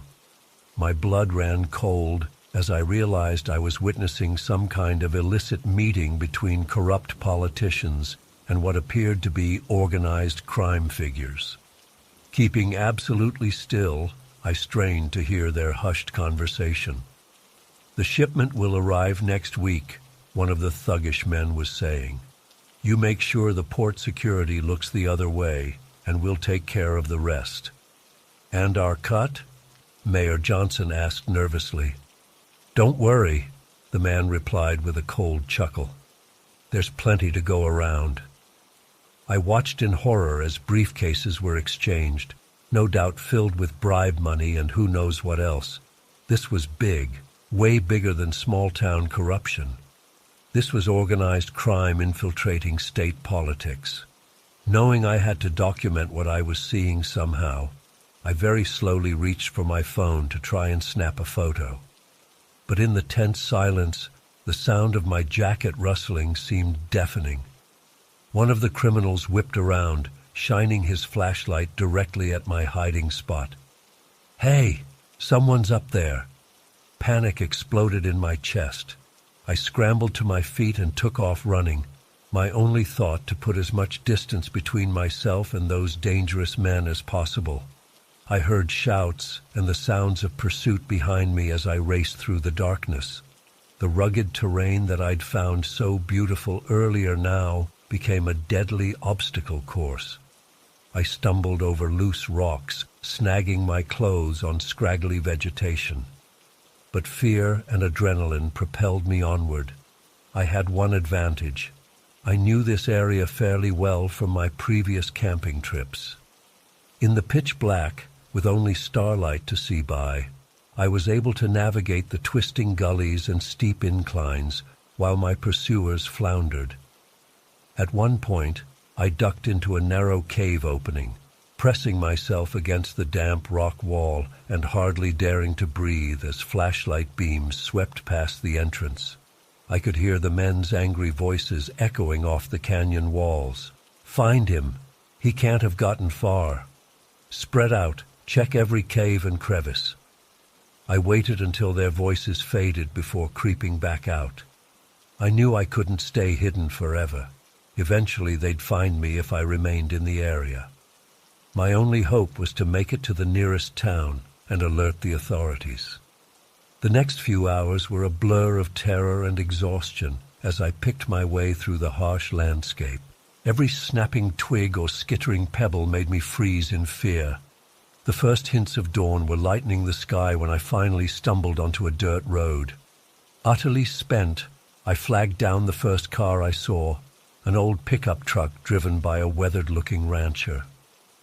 The kindly older man took one look at my wild eyes and torn, filthy clothes and immediately offered me a ride into town. As we bounced along the dusty road, I debated how much to tell him. Part of me was worried that the corruption might extend further than I knew. Who could I really trust? But I was desperate to tell someone what had happened. "Ran into some trouble out in the Badlands, did you?" the rancher asked, eyeing me with concern. I hesitated, then decided to confide in him. "You could say that. I saw something I shouldn't have. Corrupt politicians meeting with criminals. They chased me all night. To my immense relief, the old man didn't seem skeptical. He let out a low whistle. Can't say I'm surprised. Lot of funny business goes on out in those remote areas. You're lucky you got away. When we reached the small town of Interior, the rancher dropped me off right at the sheriff's office. You be careful, son, he warned as I got out. Powerful men don't like their secrets exposed. My hands were shaking as I pushed open the door to the sheriff's office. The deputy on duty looked up in surprise at my bedraggled appearance. I need to report a crime, I said, my voice hoarse from the long night. I witnessed an illegal meeting between politicians and criminals in the Badlands last night. The deputy's eyes widened. He ushered me into a back room and took my statement, his pen flying across the notepad as I recounted everything I'd seen and heard. When I finished, he sat back with a troubled expression. This is way above my pay grade, he said. I'm calling in the sheriff and we're going to have to notify state authorities. You've stumbled into something big here, son. The next few days passed in a whirlwind. I was interviewed by a parade of increasingly high-ranking law enforcement officials. My campsite was combed for evidence. I was placed under protective custody in case the criminals tried to silence me. To my relief, my report was taken seriously. It turned out the FBI had already been investigating this particular crime syndicate, and my eyewitness account provided the breakthrough they needed. Within weeks, arrests were being made, and the scandal was splashed across the national news. Mayor Johnson and the state senators were led away in handcuffs. The crime boss and his thugs went down in a hail of gunfire when they resisted arrest. My testimony was a key factor in the subsequent trials that exposed the full extent of the corruption. Even now, months later, I still have trouble sleeping at night. Every unexpected sound makes me jump. I find myself constantly looking over my shoulder, worried that someone connected to the criminals might come after me for revenge. My love of solo camping is gone. I don't know if I'll ever feel safe alone in the wilderness again. But despite the trauma and lingering fear, I know I did the right thing. The Badlands revealed a different kind of stark, harsh reality to me that night. The ugly truth of corruption in our society. And just like the wind and water slowly erode those ancient rock formations, it takes brave people willing to stand up and speak out to wear away at the bedrock of crime and corruption in our world.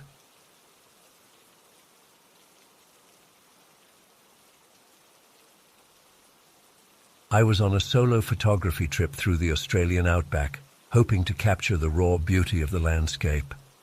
Little did I know that my adventure would take a terrifying turn that I'll never forget.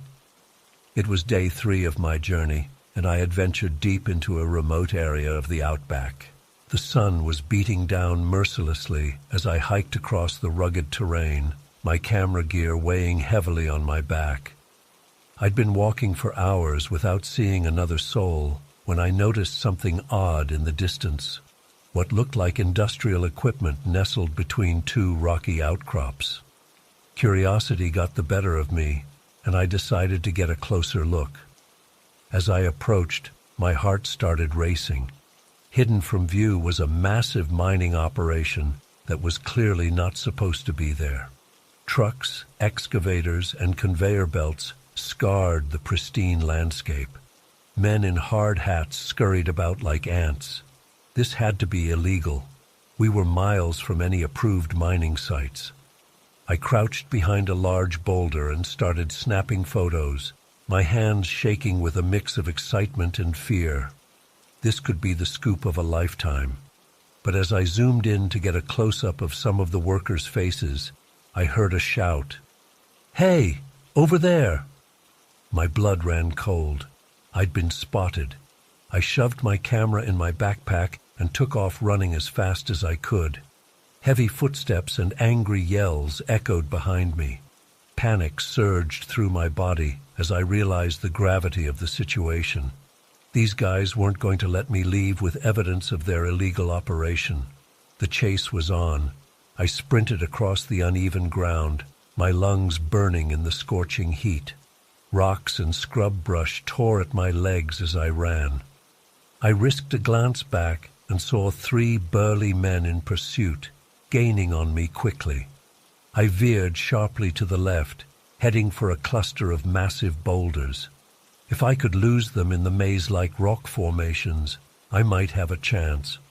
I squeezed through a narrow gap between 2 house-sized rocks, scraping my arms raw in the process. The angry shouts grew closer. "He went this way. Cut him off." My heart was pounding so hard I thought it might burst. I scrambled up a steep incline, loose rocks skittering down behind me. At the top, I had a moment's view of the vast, desolate landscape stretching to the horizon. Where could I go? There was nowhere to hide out here. A gunshot rang out, the sound reverberating off the rocks. They were shooting at me. I nearly lost my footing in shock, pebbles cascading down the slope. I had to keep moving. I half ran, half slid down the other side of the hill, my shoes filling with grit and small stones. The unforgiving sun beat down as I ran, sweat pouring down my face and stinging my eyes. My mouth was bone dry. How long could I keep this pace in this heat? I zigged and zagged between rock formations, trying to throw off my pursuers, but I could still hear them, their voices carrying on the dry air. They knew this area far better than I did. It was only a matter of time before they cornered me. As I rounded a large outcropping, my foot caught on a hidden root, and I went sprawling. I hit the ground hard, the impact knocking the wind out of me. Pain shot through my ankle. I'd twisted it badly in the fall. Gasping for breath, I dragged myself behind a nearby boulder. I couldn't run anymore. This was it. They were going to find me. I could hear them getting closer, calling out to each other. "He's got to be around here somewhere. Keep looking." Tears of fear and frustration welled in my eyes. I was utterly alone out here. No one knew where I was. Would anyone ever find out what happened to me? Just then, I noticed a narrow crevice in the rock face beside me. It was my only chance. I sucked in my belly and squeezed myself into the tiny space, scraping my back raw in the process. I wedged myself as far back as I could go, praying I wouldn't get stuck. I held my breath as heavy footsteps approached. 2 pairs of dusty work boots stopped right in front of my hiding spot. I could see the men's legs through the narrow opening. "Damn it, where'd he go?" one of them growled. "Little bastard's quick. Boss ain't gonna be happy if we don't find him. Let's check over by those trees. He couldn't have gotten far in this heat." The boots moved away and I let out a shaky breath, but I didn't dare move. For hours, I stayed wedged in that crevice, my body aching as the sun slowly sank toward the horizon. Occasionally I'd hear voices in the distance, but they grew farther apart as time went on. As darkness fell, the desert air quickly cooled. I was shivering now, my t-shirt soaked with dried sweat. My throat was parched, my head pounding from dehydration. But I was afraid to leave my hiding spot. It wasn't until the first light of dawn that I finally gathered the courage to emerge. My whole body protested as I painfully extracted myself from the narrow space. I was covered in cuts and bruises, my ankle throbbing. But I was alive. I limped in what I hoped was the direction of civilization, checking over my shoulder constantly. The camera gear weighed heavily on my injured body, but there was no way I was leaving behind the evidence I'd captured. Hour after agonizing hour, I pushed onward. The merciless sun climbed higher, beating down on me once again. My water was long gone. My vision swam, dark spots dancing at the edges, but I couldn't stop. I had to make it out of here. Just when I thought I couldn't take another step, I spotted something on the horizon. Buildings. With a surge of adrenaline, I quickened my pace. As I got closer, I could make out a small town. I was saved. I staggered into town, barely conscious. The locals were shocked by my appearance, sunburned, filthy, and clearly in bad shape. Someone called an ambulance while others helped me into the shade and gave me water. When the police arrived, I managed to croak out my story between gulps of blessed water. They were skeptical at first, but when I showed them the photos on my camera, their eyes went wide. "This is big," the officer said, examining the images. "We've suspected illegal mining operations out there for a while, but could never pin anything down. You may have just blown this thing wide open." The next few days passed in a blur of hospital rooms, police interviews, and phone calls to my worried family. But it was worth it.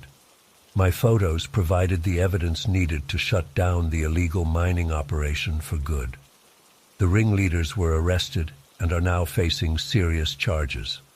I'm still processing everything that happened out there in the outback. The terror of being hunted, the physical toll of my escape, the sheer luck of finding that hiding spot. It all seems surreal now. But the scars on my body and the lingering nightmares remind me that it was all too real.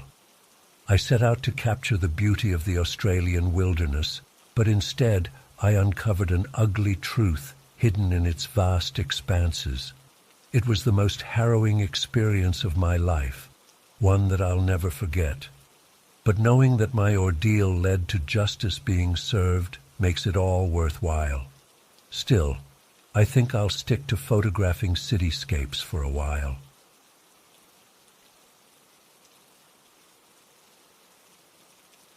The first few days of our trip were everything I had hoped for. Emma and I trekked along well-worn paths, marveling at the cathedral-like canopy of trees overhead and breathing in the crisp forest air. We made camp each night under a sky full of stars, swapping stories over the campfire and feeling utterly at peace. On the fourth day, we decided to venture off the main trail a bit, eager to explore some of the less traveled areas of the forest. In hindsight, that decision would prove to be a grave mistake. As we pushed deeper into the wilderness, the trees seemed to close in around us, blocking out more and more of the sunlight. An eerie silence fell over the woods. No birdsong, no rustling of small animals in the underbrush. Just a heavy, oppressive quiet that set my nerves on edge. "Hey, Emma, maybe we should head back to the main trail," I called out, trying to keep the unease out of my voice. "I think we've gone far enough for today."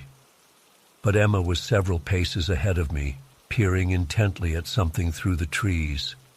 "Hold on, I think I see something up ahead. Looks like a cabin or something." Curiosity getting the better of me, I quickened my pace to catch up with her. Sure enough, as we pushed through a thick patch of undergrowth, a small wooden structure came into view. It was a crude, dilapidated cabin that looked like it had been abandoned for years. The windows were boarded up, and thick vines snaked up the weathered walls. "Whoa, check it out," Emma whispered excitedly. "I wonder how long this has been here." I felt a prickle of unease as we approached the cabin. Something about it just felt off. "I don't know, Emma. Maybe we shouldn't get too close. You never know who might be squatting in a place like this." But Emma was already striding towards the front door, her backpack swinging jauntily. "Oh, come on. Don't be such a scaredy cat. Where's your sense of adventure?" Reluctantly, I followed her up to the porch. The wooden boards creaked ominously under our feet. Emma tried the door handle, but it was locked tight. She cupped her hands to peer through a gap in the boarded-up window.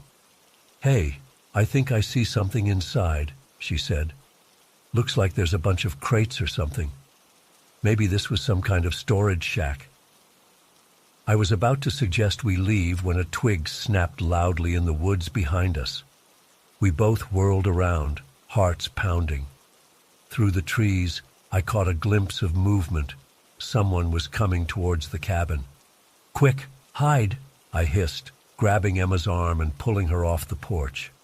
We dove into a dense thicket of bushes just as two men emerged from the forest. They were rough-looking characters, dressed in dark clothing and carrying large duffel bags. My blood ran cold as I realized what we had stumbled upon. This wasn't just some abandoned cabin. It was clearly being used as a drop point for smugglers or other criminals, and we had just walked right into their territory. Emma and I huddled silently in the bushes, hardly daring to breathe as the men approached the cabin. They spoke to each other in low voices. I couldn't make out the words, but their tone was tense and angry. One of them pulled out a key and unlocked the door. They disappeared inside for several long minutes. When they emerged, their duffel bags looked considerably fuller. Whatever contraband they were moving, they had just picked up a fresh supply. As they started to head back into the woods, one of them suddenly stopped and looked in our direction. "Did you hear something?" he asked his companion gruffly. I felt Emma tense beside me.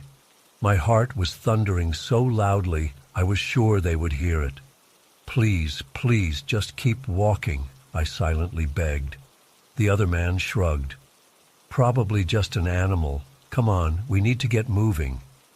For a moment, I thought we were in the clear. But then Emma shifted slightly, and a twig snapped loudly under her foot. The men's heads whipped around towards our hiding spot. "Someone's there!" one of them shouted. "After them!" Blind panic took over.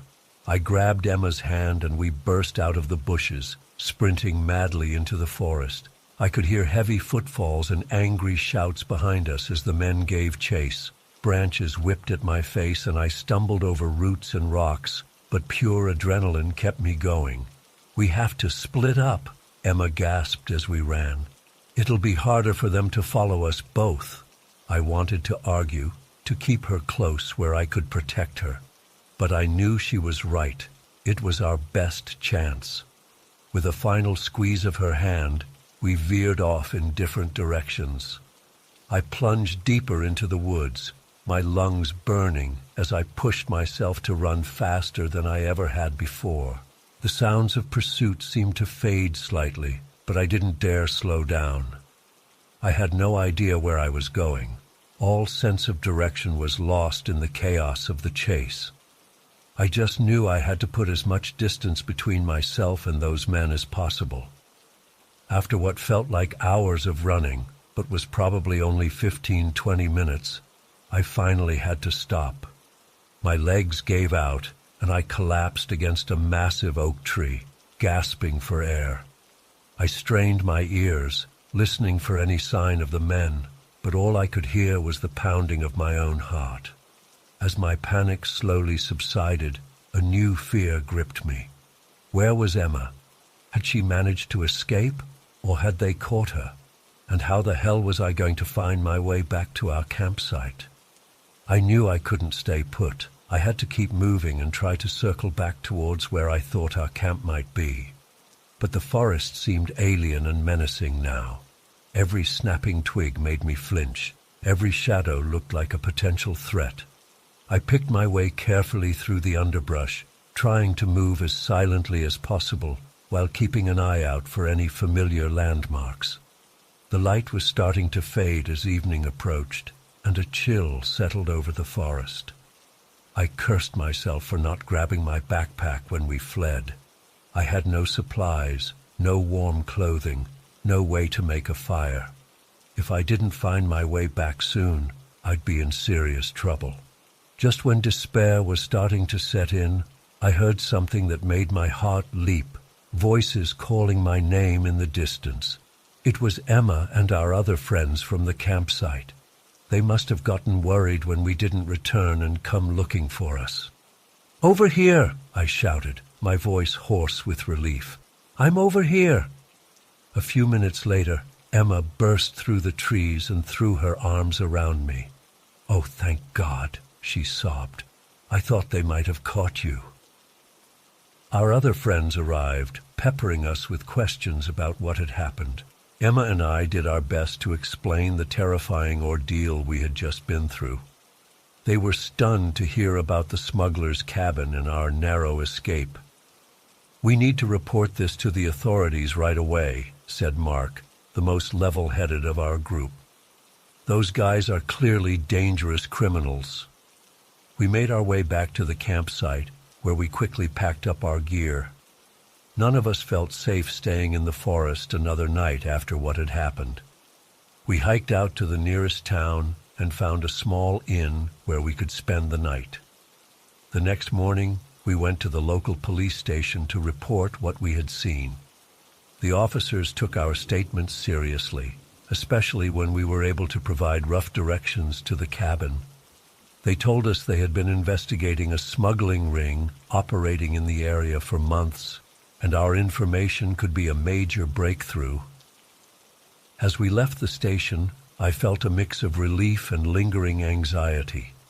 We had escaped a potentially deadly situation and done the right thing by reporting it, but I couldn't shake the feeling that we had brushed up against something far larger and more dangerous than we realized. Emma squeezed my hand as we walked back to the inn. "Hey, we made it through," she said softly. "We're okay."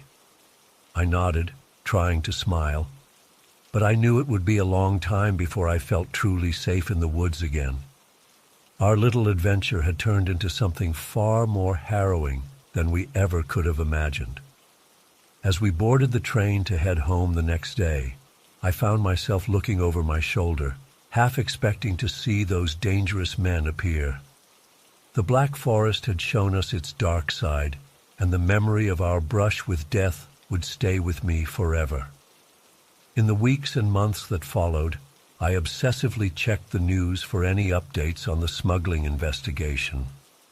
Eventually, there were reports of a major bust in the area, with multiple arrests made. I'd like to think our accidental discovery played a role in bringing those criminals to justice. But part of me will always wonder if there are more hidden cabins out there in those shadowy woods, harboring who knows what dangerous secrets. One thing's for certain. I won't be going on any off-trail hikes in the Black Forest again anytime soon. I was an avid hiker, always seeking new challenges in the great outdoors. The Rocky Mountains had long been on my bucket list, and I finally decided to tackle a solo trek through some of the more remote areas. Little did I know that this adventure would turn into a fight for survival that still haunts me to this day. The day started out perfect. Clear blue skies, crisp mountain air, and breathtaking views in every direction. I had been hiking for several hours, making good progress along the trail. My plan was to reach a camping spot by nightfall, set up my tent, and continue on in the morning. But Mother Nature had other plans. Around mid-afternoon, I noticed dark clouds gathering on the horizon. At first, I wasn't too concerned. Mountain weather can change quickly, and I was prepared with proper gear. But within an hour, the wind had picked up dramatically, and snow began to fall. This wasn't just a light flurry. It was a full-on blizzard developing right before my eyes. The temperature plummeted, and visibility dropped to almost zero. I could barely see 10 feet in front of me as the wind whipped snow in my face.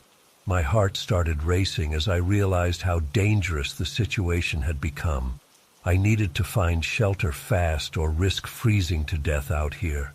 I trudged on through the deepening snow, desperately searching for any kind of refuge from the storm. After what felt like hours of battling the elements, I spotted a faint light in the distance. Summoning my last reserves of energy, I pushed towards it. As I got closer, I could make out the shape of a small log cabin. I've never felt such intense relief in my life. With numb fingers, I pounded on the door, praying someone was inside. After a tense minute, the door creaked open. An older man with a grizzled beard peered out suspiciously. "What do you want?" he barked. "Please," I gasped. "I need shelter from the storm. I got caught out on the trail. I'll freeze if I stay out here." He eyed me warily for a moment, then grudgingly stepped aside. "Get in then, but don't try anything funny." I stumbled inside, shivering uncontrollably. The cabin was small but mercifully warm from a wood stove in the corner. As feeling returned to my extremities, I took in my surroundings. The place was cluttered but tidy, with shelves of canned goods and survival gear. Clearly this man was prepared to ride out long periods of isolation. "Thank you," I said. "You saved my life. I'm Jake." "Henry," he grunted in response. "You're lucky I was here. Not many folks come up this way, especially not in winter." As I warmed up by the fire, Henry reluctantly offered me some hot coffee. We made awkward small talk as the storm raged outside. I got the sense he wasn't used to company and didn't quite trust me, but given the circumstances, we were stuck with each other for the time being. As night fell, the wind howled even louder. I was immensely grateful to be inside, knowing I likely wouldn't have survived out there. Henry allowed me to sleep on the small couch while he retired to his bedroom. I dozed fitfully, still on edge from the day's events. Around midnight, I was jolted awake by a loud crash. At first, I thought a tree had fallen nearby, but then I heard muffled voices and the sound of breaking glass. My blood ran cold as I realized what was happening. Someone was breaking in. I quickly woke Henry, who grabbed a shotgun from beside his bed. "Get behind me," he whispered urgently. We crouched in the darkness, hearts pounding. The front door burst open and 3 men rushed in, brandishing weapons. "Don't move," one of them yelled. "We know you've got supplies. Hand 'em over and nobody gets hurt." Henry stood his ground, aiming the shotgun. "This is my home. Get out now or I'll shoot." Everything happened so fast after that. One of the intruders lunged at Henry. There was a deafening blast as the shotgun went off. I saw 1 man go down, but the other 2 were on us in an instant. I grappled with one attacker as Henry struggled with the other. It was chaos, punches flying, furniture overturned. I managed to land a solid hit, and my opponent staggered back. But then I heard Henry cry out in pain. Adrenaline surging, I grabbed a heavy cast-iron pan from the stove and swung with all my might. It connected with a sickening thud, and the man crumpled to the floor. I whirled to help Henry, who was pinned down by the last intruder. Without thinking, I brought the pan down again. The attacker went limp, and Henry shoved him off. We stood there panting, surveying the scene of destruction. 2 men were unconscious. One was groaning on the floor with a gunshot wound to the leg. "We need to restrain them," Henry said grimly. We used rope to tie up the intruders, then tended to our own injuries. Henry had taken a nasty gash to his arm that needed stitches. As the adrenaline wore off, the reality of what just happened hit me. We could have been killed. These desperate men had been willing to hurt or even murder us for some canned goods and supplies. It was terrifying to realize how quickly civilization could break down in extreme circumstances. The storm was still raging outside, so there was no way to get help immediately. We took turns keeping watch through the night, wary of any other threats. When dawn finally broke, the weather had calmed enough that I was able to hike out and alert the authorities. The police and rescue services arrived a few hours later to apprehend the attackers and check on Henry. As it turned out, the men were part of a larger group of criminals who had been raiding isolated homes and cabins in the area. Thanks to our actions, the whole gang was eventually caught. In the days that followed, I gave my official statement to the police and tried to process everything that had happened. The terror of being lost in that blizzard, the fear during the break-in, the violent struggle for survival. It all felt surreal, like something out of a movie rather than events I'd actually lived through. I kept in touch with Henry after that. Despite his gruff exterior, he'd saved my life twice over. We formed an unlikely friendship, bonded by our shared ordeal. He even invited me back to visit once things had settled down, though I made sure to check the weather forecast carefully before that trip. This experience changed me profoundly. I gained a new appreciation for the raw power of nature and the importance of preparation. I also realized how tenuous the structures of society can be, and how quickly humans can turn on each other when resources are scarce. I still love hiking and exploring the outdoors, but I'll never again take my safety for granted or underestimate the potential dangers. That fateful day in the Rockies taught me that survival often comes down to quick thinking, teamwork, and a bit of luck. It's a lesson I'll carry with me always, a reminder of how precious and fragile life can be. I was so excited for our annual camping trip with my closest friends. We'd been doing this for years, and it was always the highlight of my summer. This time, we chose a remote spot in the Adirondacks, miles away from civilization. There were 6 of us: me, Jake, Emily, Chris, Megan, and Tom. We'd all been friends since college, or so I thought. The first couple of days were amazing. We hiked, swam in the crystal-clear lake, and spent our evenings around the campfire, sharing stories and roasting marshmallows. But on the 3rd night, everything changed. I woke up in the middle of the night, desperately needing to pee. As I crawled out of my tent, I noticed a faint light coming from the woods. Curious, I decided to investigate. As I got closer, I realized it was coming from Jake's phone. He was sitting on a fallen log, his face illuminated by the screen's glow. I was about to call out to him when I heard him speak in a low, menacing tone. "Yeah, it's all set. They won't know what hit them." My blood ran cold. Who was he talking to, and what was he planning? I crouched behind a bush, my heart pounding so loudly I was afraid he'd hear it. Jake continued, "I've been waiting for this for years. They think they're my friends, but they have no idea. Especially that smug bastard Chris. He's going to pay for what he did." I couldn't believe what I was hearing. Jake, one of my oldest friends, was plotting something sinister against us, against Chris in particular. My mind raced, trying to piece together what could have caused this. Had there been signs I'd missed? Jake's voice dropped even lower, and I had to strain to hear him. "The sleeping pills are already in their water bottles. By morning, they'll be completely out of it. That's when we'll make our move." Sleeping pills? We?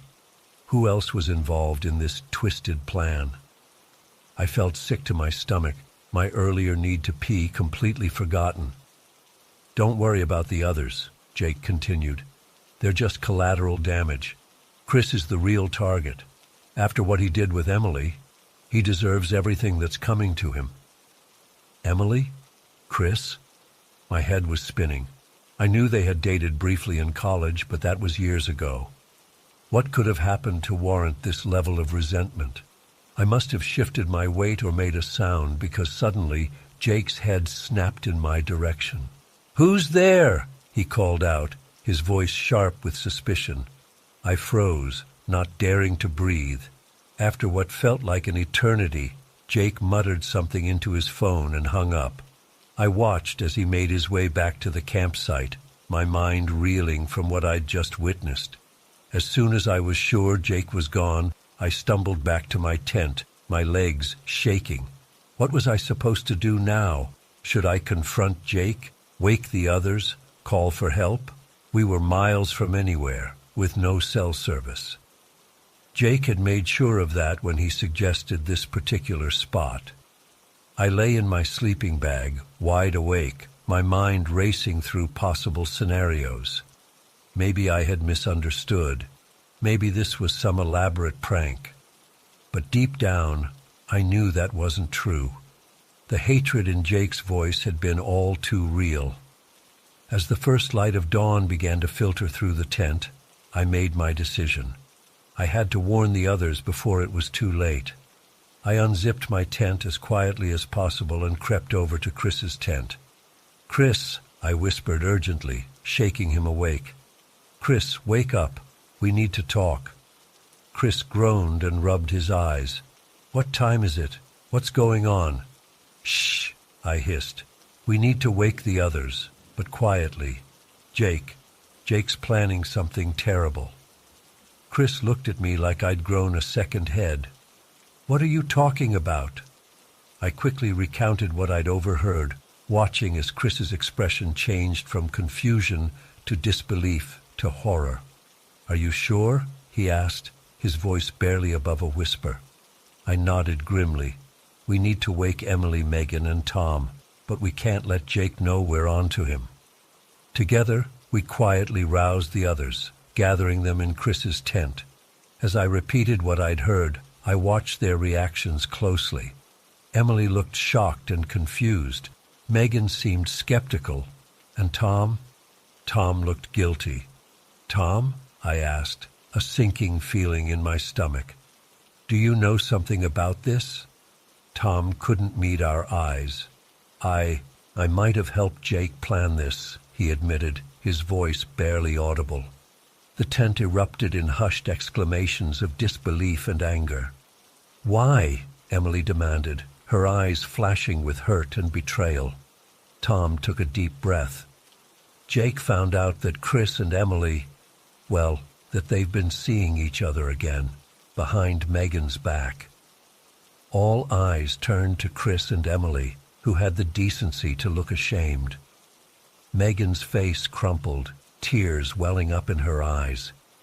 "But that doesn't excuse what Jake's planning," I interjected, trying to refocus the group. "He talked about sleeping pills in our water bottles, about Chris being the real target. This goes way beyond some petty relationship drama." Just then, we heard movement outside the tent. Jake's voice called out, "Hey guys, who's up for some breakfast?" We all froze, exchanging panicked glances. What were we supposed to do now? "Act normal," Chris whispered. "We'll figure this out." We filed out of the tent, trying to appear casual. Jake was stoking the campfire, a big smile on his face. "I was thinking we could do some fishing today," he said cheerfully. "The lake's supposed to be great for bass."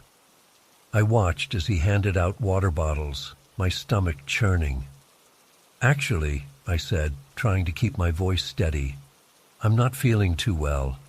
Maybe we should pack up and head home early." Jake's eyes narrowed almost imperceptibly. "Don't be a party pooper," he said, his tone light but with an undercurrent of something darker. "I'm sure you'll feel better after some breakfast." The tension around the campfire was palpable. Tom couldn't stop fidgeting. Megan was silently crying, and Chris and Emily kept shooting guilty looks at each other. Jake, however, seemed oblivious to it all, chatting away about fishing techniques and the weather forecast. As Jake turned to grab something from his tent, I quickly whispered to the others, "Don't drink the water. We need to find a way to call for help." But Jake was always one step ahead. As he emerged from his tent, he was holding something that made my blood run cold, a gun. "I had hoped it wouldn't come to this," he said, his voice eerily calm. "But I can see you've figured it out. Tom, you disappointed me. I thought I could trust you." Tom whimpered, shrinking back. The rest of us were frozen in shock. "Jake," I said, trying to keep my voice steady, "whatever you're planning, it's not too late to stop. We can talk about this." Jake laughed, a hollow, mirthless sound. "Talk? Like how Chris and Emily talked behind everyone's backs? Like how you all talked about me when I wasn't around?" "What are you talking about?" Emily asked, her voice shaking. "Don't play dumb," Jake spat. "I know you've all been laughing at me for years. Poor, pathetic Jake, always the odd one out. Well, not anymore." It was like a nightmare unfolding in broad daylight. How had our fun camping trip turned into this twisted scene? "Jake, please," Chris said, holding up his hands. "Whatever you think we've done, this isn't the answer. Put the gun down and let's talk this through."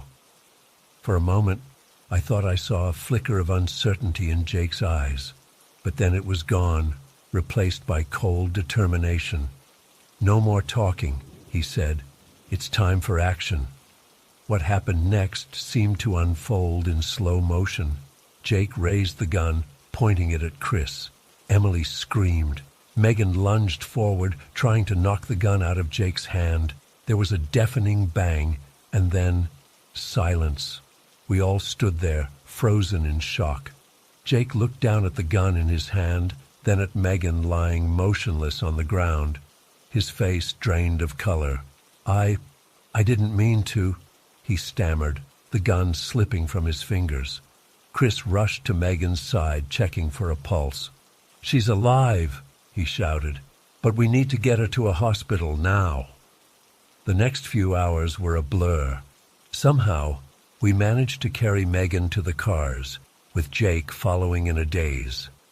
The drive to the nearest hospital felt like it took an eternity. As we sat in the waiting room, the reality of what had happened began to sink in. Our friendships, which I had thought were unbreakable, lay in tatters around us. Jake was taken away by the police, still muttering that he didn't mean for this to happen. Megan survived, thankfully. The bullet had grazed her shoulder, painful but not life-threatening. But the emotional wounds, those would take much longer to heal, if they ever did. As I sit here now, typing this out, I'm still trying to process everything that happened. How did we miss the signs of Jake's growing resentment and paranoia? How did our group, once so close, fracture so completely? I don't have any answers. All I know is that the trust we once shared is gone, shattered like glass. The carefree days of our annual camping trips are over, replaced by court dates and therapy sessions. Sometimes late at night, I find myself wishing I could go back to that moment before I heard Jake in the woods. Back when I still believed in the strength of our friendship. But then I remember that ignorance isn't always bliss. Sometimes it's just a ticking time bomb waiting to explode. So here I am, sharing this story as a warning. Pay attention to your friends. Listen to them. And most importantly, communicate openly and honestly.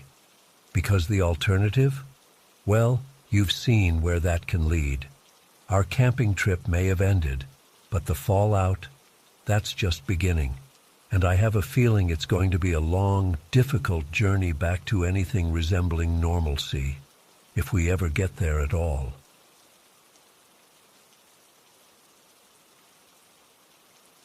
I was so excited for our camping trip to Havasupai Canyon. My 3 closest friends and I had been planning it for months. We're all avid hikers and couldn't wait to explore the stunning turquoise waterfalls and red rock formations. Little did I know our dream vacation would turn into a terrifying fight for survival. The first 2 days were incredible. We hiked down into the canyon, set up camp near Havasu Falls, and spent our time swimming in the crystal-clear pools and exploring the area. On the 3rd day, we decided to do a longer day hike to Beaver Falls, about 4 miles from our campsite. We set out early that morning, our backpacks loaded with water, snacks, and first aid supplies. The hike was challenging but breathtaking, winding along steep canyon walls, crossing rickety bridges over the creek, and scrambling over boulders. We reached Beaver Falls around midday and stopped to rest and eat lunch on the rocks overlooking the cascading blue-green water.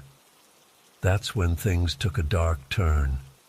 As we were packing up to head back, I noticed movement out of the corner of my eye. 4 men emerged from the brush, approaching us quickly. At first I thought they were just other hikers, but the predatory look in their eyes sent chills down my spine. They were dressed in dark clothing and carrying large backpacks. One of them pulled out a knife. "Don't move," he growled. "Hand over your backpacks and any valuables." My heart was racing. We were miles from the nearest help, totally isolated. I looked at my friends and saw the same fear in their eyes. For a split second, no one moved. Then chaos erupted. My friend Jake suddenly yelled, "Run!" and took off sprinting down the trail. The rest of us scattered in different directions. I bolted towards a steep side trail, my legs pumping as fast as they could go. I could hear angry shouts and pounding footsteps behind me. I ran blindly, branches whipping my face as I crashed through the undergrowth. My only thought was to put as much distance between me and our attackers as possible. The side trail quickly became treacherous. Loose rocks and exposed tree roots threatened to trip me with every step, but pure adrenaline kept me going. After what felt like an eternity of running, I paused to catch my breath and get my bearings. I was deep in an unfamiliar part of the canyon, the main trail long out of sight. Jagged red cliffs towered above me on all sides. I strained my ears but heard no sounds of pursuit. For a moment, I felt a wave of relief, but it was quickly replaced by crushing fear and panic. I was alone in this vast wilderness, separated from my friends, with dangerous criminals on the loose. I had no idea where I was or how to get back to our campsite, and I only had the basic supplies in my small day pack, some water, trail mix, and a first aid kit. How was I going to survive this? I forced myself to take deep breaths and think rationally. Rule number 1 of being lost: stay put and wait for rescue. But that wasn't an option with armed robbers potentially searching for me. I had to keep moving and try to find my way back to safety. I decided to follow the side canyon downhill, hoping it would eventually connect back to Havasu Creek and the main trail. Every rustle of leaves or snapping twig made me flinch. I constantly looked over my shoulder, terrified of seeing one of our attackers appear. The afternoon wore on as I picked my way carefully down the canyon. The terrain was brutal. I had to climb down several steep rock faces, inching along narrow ledges with heart-stopping drops below. My water supply was running dangerously low in the intense heat. As the light began to fade, despair started to set in. I was utterly lost with night approaching fast. Even if I somehow avoided the criminals, how would I survive alone in this unforgiving wilderness? Exhausted and dehydrated, I slumped down against a boulder and felt tears welling up. Suddenly I heard voices echoing off the canyon walls. My body went rigid with fear. Had they found me? I held my breath, straining to make out the words. To my shock, I realized it was Jake's voice calling my name. "I'm here," I shouted, my voice cracking. "Over here." Moments later, Jake and our other friend Michael appeared around a bend in the canyon. I've never been so relieved to see anyone in my life. We hugged each other tightly, all of us shaken and on the verge of tears. They quickly filled me in on what happened after we scattered. Jake had managed to lose his pursuer and circle back to our campsite. He found Michael hiding nearby, but our fourth friend Sarah was still missing. They grabbed supplies and set out searching for us, following my tracks into the side canyon. We knew we had to find Sarah and get out of there fast. Using what little daylight remained, we retraced our steps up the canyon, calling Sarah's name. Just as it was getting too dark to see, we heard a faint reply. We found her huddled in a small cave, injured from a fall, but alive. Now reunited, we had to figure out our next move. We were miles from the main trail, in treacherous terrain, with dangerous men potentially still searching for us. We decided our best bet was to hunker down for the night and try to hike out at first light. It was a long, tense night. We took turns keeping watch, jumping at every little sound. None of us slept more than a few minutes. As soon as the sky began to lighten, we packed up and began our hike out. Sarah's injured ankle slowed our progress, but we pushed on, driven by fear and determination.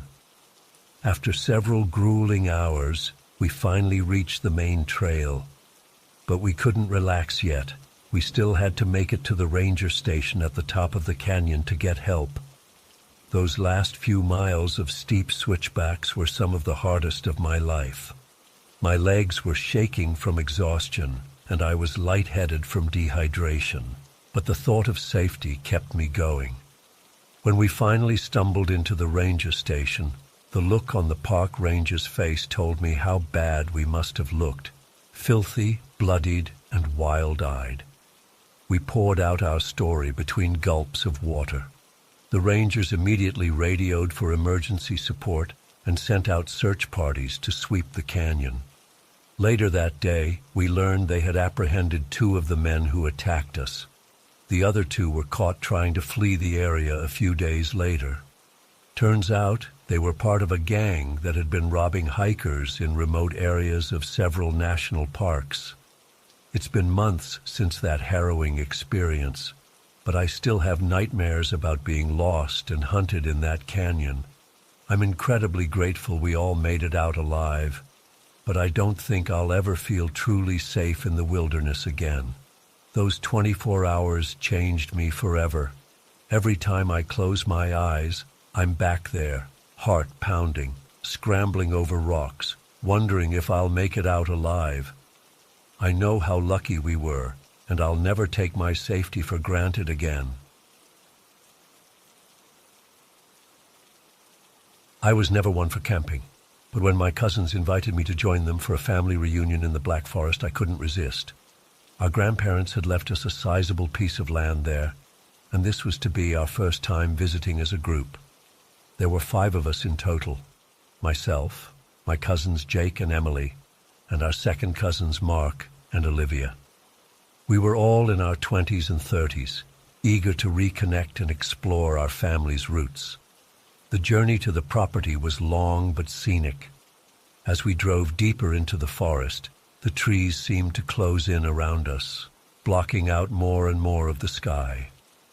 By the time we reached the small clearing where we planned to set up camp, it felt like we had entered another world entirely, one of deep shadows and whispered secrets.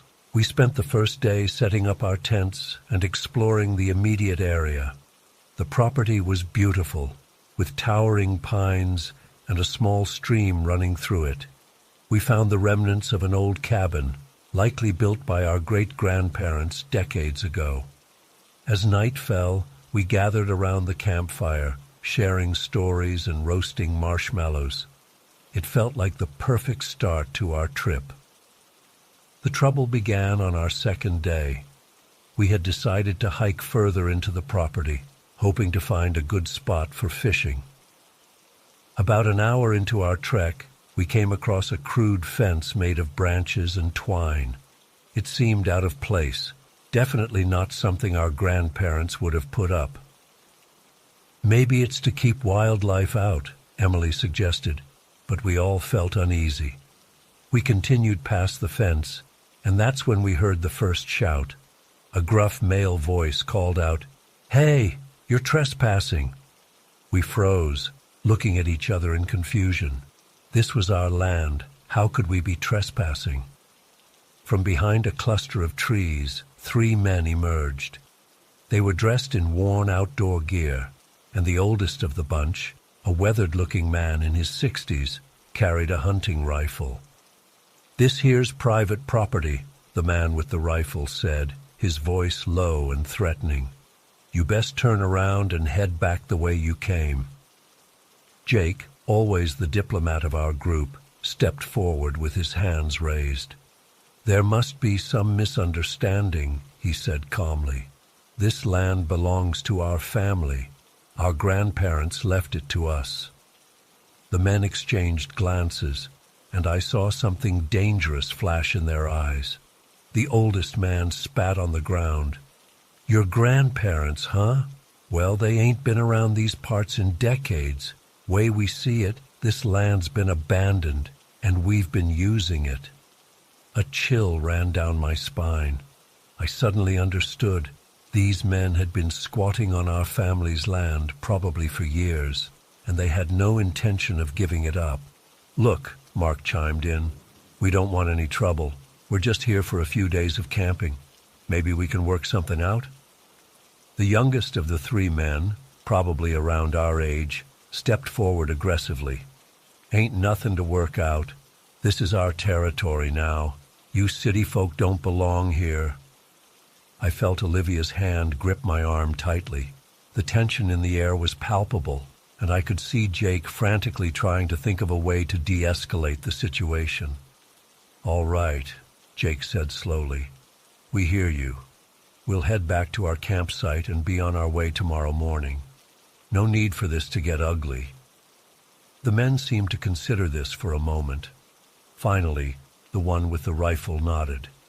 "You got till sunrise. After that, we can't guarantee your safety. Black Forest ain't kind to outsiders." We backed away slowly, hearts pounding. As soon as we were out of sight, we broke into a run, crashing through the underbrush back towards our camp. We didn't stop until we reached the clearing, all of us out of breath and shaking. "What the hell do we do now?" Emily asked, her voice trembling.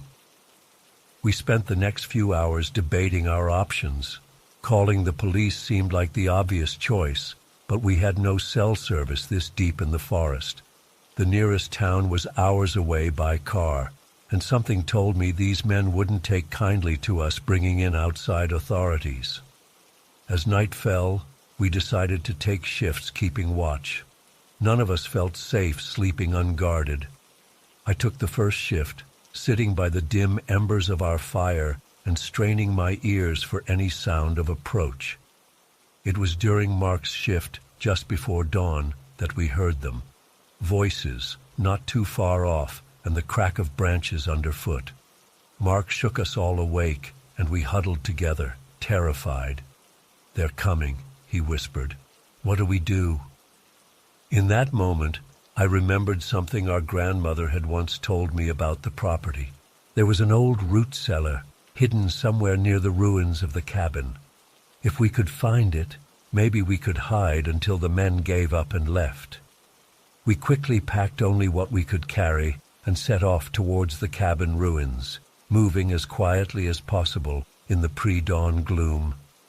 The voices behind us were getting louder, occasionally punctuated by the bark of a dog. They were hunting us. At the cabin, we frantically searched for any sign of the cellar entrance. Just as I was about to give up hope, Olivia called out in a hushed voice. She had found a metal ring hidden under years of fallen leaves. We pulled open the heavy wooden door and descended into the darkness. The cellar was small and smelled of damp earth, but it was our only hope. We pulled the door shut above us and huddled together in the blackness, barely daring to breathe. For hours we sat in that tiny space, listening to the men searching above us. We could hear their footsteps, their angry voices, as they realized we had somehow evaded them. At one point, the dog's barking got so close I was sure we would be discovered.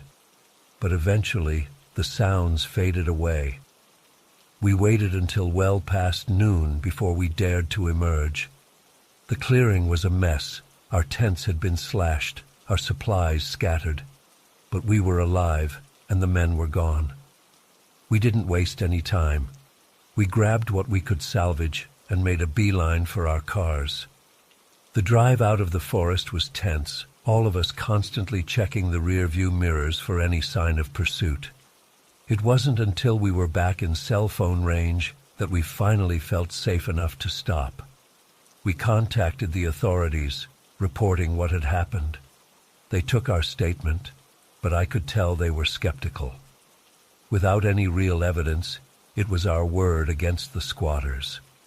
In the weeks that followed, We tried to pursue legal action to reclaim our family's land, but the process was slow and frustrating. The squatters seemed to vanish whenever officials came to investigate, only to return once they left. To this day, we haven't been back to that part of the Black Forest.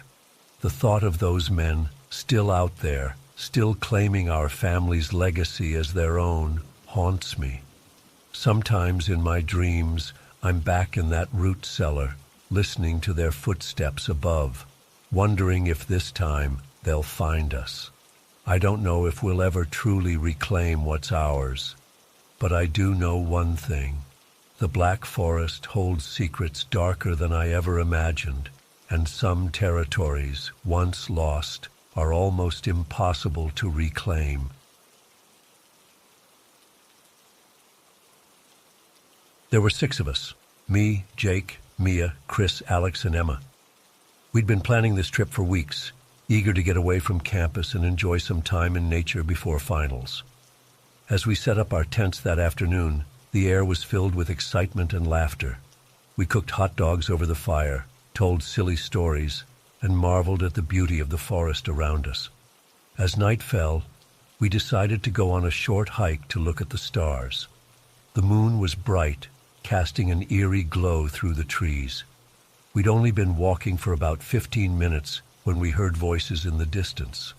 At first, we thought it might be other campers, but as the voices got closer, I felt a chill run down my spine. Something wasn't right. We ducked behind some bushes, peering out to see a group of men walking by. They were carrying rifles and speaking in low, gruff voices. One of them said something about easy targets and good sport. My blood ran cold as I realized they were talking about hunting, but not animals. They were hunting people. Emma let out a tiny gasp, and one of the men whipped his head in our direction. "Did you hear that?" he growled. We froze, hardly daring to breathe. After what felt like an eternity, they moved on. As soon as they were out of earshot, we burst into panicked whispers. "We have to get out of here," Jake hissed. "Back to the campsite, grab our stuff, and get to the car." We started making our way back as quietly as possible, every snapping twig making us flinch. But we'd only gone a few hundred yards when we heard shouts behind us. They'd found our campsite. "Run!" Chris yelled, and we took off sprinting through the woods. I've never been so terrified in my life. My heart was pounding so hard I thought it might burst out of my chest. Branches whipped at my face as I ran, but I barely felt the sting. All I could focus on was the sound of heavy footsteps and angry voices getting closer behind us. We came to a small clearing, and Jake grabbed my arm. "We need to split up," he said breathlessly. "It'll be harder for them to track us. Meet back at the car if you can." Before I could protest, the others were already scattering in different directions.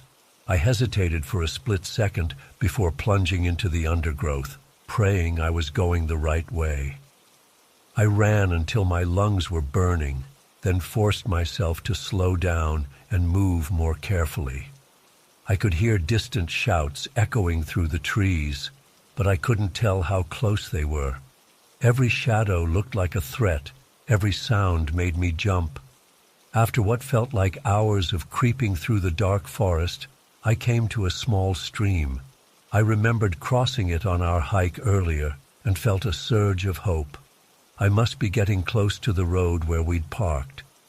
But as I stepped into the shallow water, my foot slipped on a mossy rock.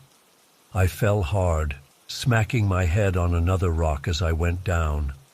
For a moment, everything went dark. When my vision cleared, I was lying half submerged in the cold water, dazed and disoriented. I tried to get up, but a wave of dizziness and nausea hit me. I must have gotten a concussion from the fall. Panic started to set in as I realized how vulnerable I was. I couldn't run, could barely even stand. If they found me now, I'd be helpless. Fighting back tears, I dragged myself to the shore and huddled behind a fallen log. My wet clothes clung to me, making me shiver uncontrollably. I didn't dare move or make a sound. All I could do was wait and pray that my friends had made it to safety, that someone would come looking for us soon. I'm not sure how long I lay there, drifting in and out of consciousness. At some point, I became aware of voices nearby. My heart nearly stopped as I saw flashlight beams sweeping the area. This was it. They'd found me. But then I heard a familiar voice call out, "Hello? Is anyone there?" It was Jake. Relief flooded through me as I croaked out a response. Moments later, he was kneeling beside me, his face pale with worry. "Thank God," he breathed. "We've been looking everywhere for you. The others made it to the car and called for help. The police are here." As he helped me to my feet, I saw flashing red and blue lights through the trees. It was finally over. The next few hours passed in a blur of paramedics, police questions, and tearful reunions with my friends. We learned that the men who'd been chasing us were part of an illegal hunting ring that had been operating in the area for months. They'd prey on campers and hikers, treating them like game animals. It was sick and horrifying. Even now, weeks later, I still have nightmares about that night. The sound of footsteps behind me, the terror of being hunted. I don't know if I'll ever be able to go camping again, but I'm grateful to be alive and for the bond I now share with my friends who went through that hell with me. We survived something unimaginable, and it's changed us forever. I know there are still dangerous people out there, hiding in the shadows, but I refuse to let fear control my life. Instead, I'm going to cherish every moment and never take my safety for granted again, because I know firsthand how quickly a normal day can turn into a fight for survival.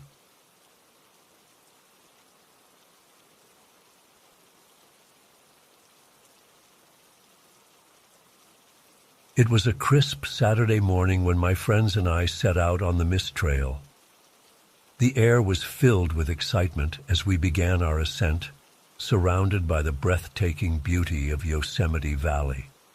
Little did we know that danger was lurking just beyond the tree line. About 2 hours into our hike, we heard an unusual rustling in the nearby bushes. At first, we dismissed it as wildlife.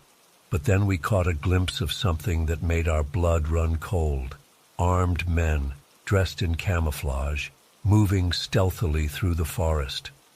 My heart began racing as I realized these weren't park rangers. Their furtive movements and the illegal-looking weapons they carried could only mean one thing: poachers. We froze, unsure of what to do. Should we confront them? Try to sneak away?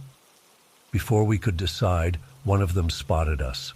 Time seemed to stand still as our eyes locked. Then, without warning, they started shouting and running towards us.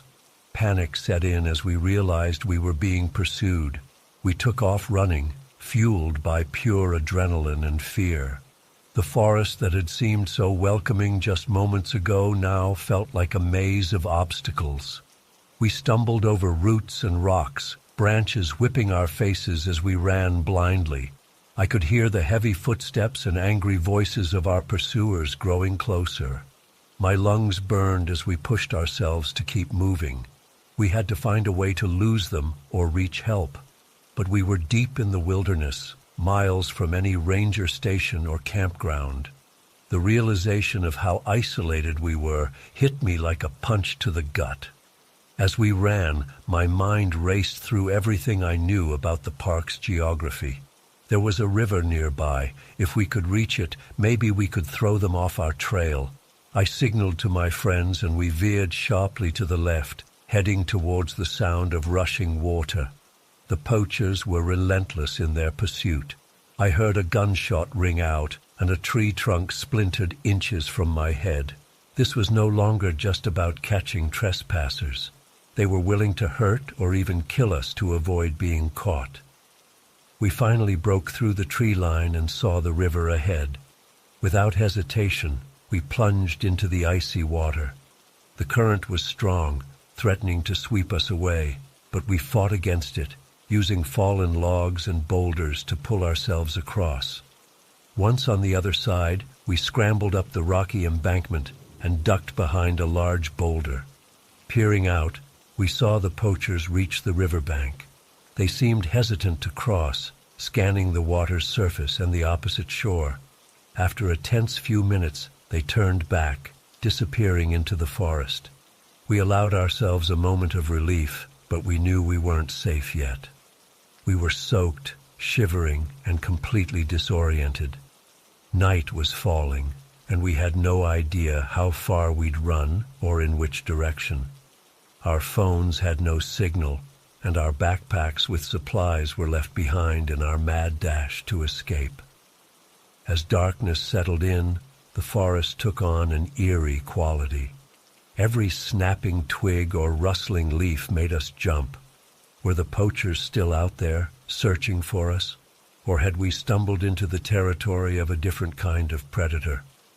We decided to keep moving, hoping to find a trail or some sign of civilization. The moonlight filtered through the trees, casting long shadows that played tricks on our eyes. More than once, I thought I saw a human figure lurking just out of sight, only to realize it was an oddly shaped tree or rock formation. Hours passed as we trudged through the wilderness. Exhaustion began to set in, and the cold from our wet clothes seeped deep into our bones. We were running on pure survival instinct now, pushing our bodies beyond their limits. Just when I thought we couldn't go on any longer, we spotted a faint light in the distance. Hope surged through me as we quickened our pace. As we got closer, we realized it was a small cabin, perhaps a ranger outpost or a private residence. Approaching cautiously, we called out, praying that whoever was inside would be friendly. The door opened, and an elderly man peered out, a look of shock on his face as he took in our bedraggled appearance. We quickly explained our situation, leaving out the details about the poachers for fear of not being believed. The man, a retired park ranger named Tom, ushered us inside and immediately set about getting us warm and dry. As we huddled around the fireplace, sipping hot tea, Tom radioed for help. He assured us that park rangers would arrive soon to escort us back to safety and investigate our claims about the armed men in the forest. The wait for help felt interminable. Every sound from outside made us tense up, fearing the poachers had somehow tracked us down. But finally, we heard the blessed sound of vehicles approaching. The park rangers arrived, along with local law enforcement. We gave our statements, describing the men we'd seen and the harrowing chase through the forest. They took our information seriously, promising to conduct a thorough search of the area. As dawn broke, we were escorted back to the ranger station. The daylight revealed just how far we'd traveled in our panic. We were miles from our original trail, in a remote part of the park rarely visited by tourists. In the days that followed, we learned that the authorities had indeed found evidence of poaching activity in the area we'd described. However, the men themselves were never caught. The thought that they might still be out there, continuing their illegal activities, still sends a chill down my spine. This experience changed me profoundly. What was meant to be a relaxing hiking trip turned into a fight for survival that tested every ounce of our strength and courage. It opened my eyes to the hidden dangers that can lurk even in seemingly safe and beautiful places. I still love nature and hiking, but I approach it with a new level of caution and respect. I'm more aware of my surroundings, always prepared for the unexpected, and every time I step onto a trail, I'm grateful for the second chance I was given that day in Yosemite. The memory of those terrifying hours in the forest will stay with me forever. It's a reminder of the unpredictability of life and the strength we can find within ourselves when faced with unimaginable challenges. And while part of me wishes I could forget that day, another part knows that it shaped me into who I am now, a survivor with a newfound appreciation for the preciousness of life and the raw power of nature. I was so excited for our camping trip to Sequoia National Park. My 3 best friends and I had been planning it for months, a chance to get away from the stress of work and city life, to reconnect with nature and each other. Little did I know that our relaxing getaway would turn into a terrifying fight for survival. We arrived at the park in the late afternoon on a Friday. The towering sequoia trees were even more majestic than I had imagined, their massive trunks stretching impossibly high into the sky. As we set up our tents in the campground, I felt a sense of peace wash over me. This was exactly what I needed. That evening, we sat around the campfire, roasting marshmallows and catching up. It had been too long since we'd all been together like this. As night fell, the forest around us grew dark and quiet. An owl hooted in the distance. I remember thinking how nice it was to be away from the constant noise and light pollution of the city. We turned in relatively early, planning to get an early start on a hike the next morning. I drifted off to sleep, feeling content and relaxed. I'm not sure what time it was when I was jolted awake by muffled shouts and the sound of a scuffle outside. Confused and groggy, I unzipped my tent and poked my head out. What I saw made my blood run cold. 3 men dressed in dark clothing were restraining my friend Mike. One had a hand clamped over his mouth to muffle his cries. I could see the panic in Mike's eyes as he struggled against their grip. For a split second I froze in terror. Then instinct kicked in and I shouted as loud as I could, "Hey, let him go!" The men's heads whipped towards me. In the dim moonlight I could see the cold fury in their eyes. One of them snarled, "Grab that one too!" Adrenaline surged through me. I ducked back into my tent, frantically shaking my other 2 friends awake. "We have to run, now!" I hissed urgently. We scrambled out of our tents just as the men reached them. I caught a glimpse of a knife glinting in one attacker's hand. Pure fear gave me a burst of speed as we sprinted away from the campsite and into the woods. I could hear angry shouts and pounding footsteps behind us as we ran blindly through the dark forest. Branches whipped at my face, and I tripped several times over exposed roots, but terror kept me moving forward. My mind was racing. Who were these men? What did they want with us? I pushed the questions aside, focusing solely on escape. After what felt like an eternity of running, we paused to catch our breath. My lungs were burning and my heart was pounding so hard I thought it might burst from my chest. As we huddled together, gasping for air, the gravity of our situation hit me.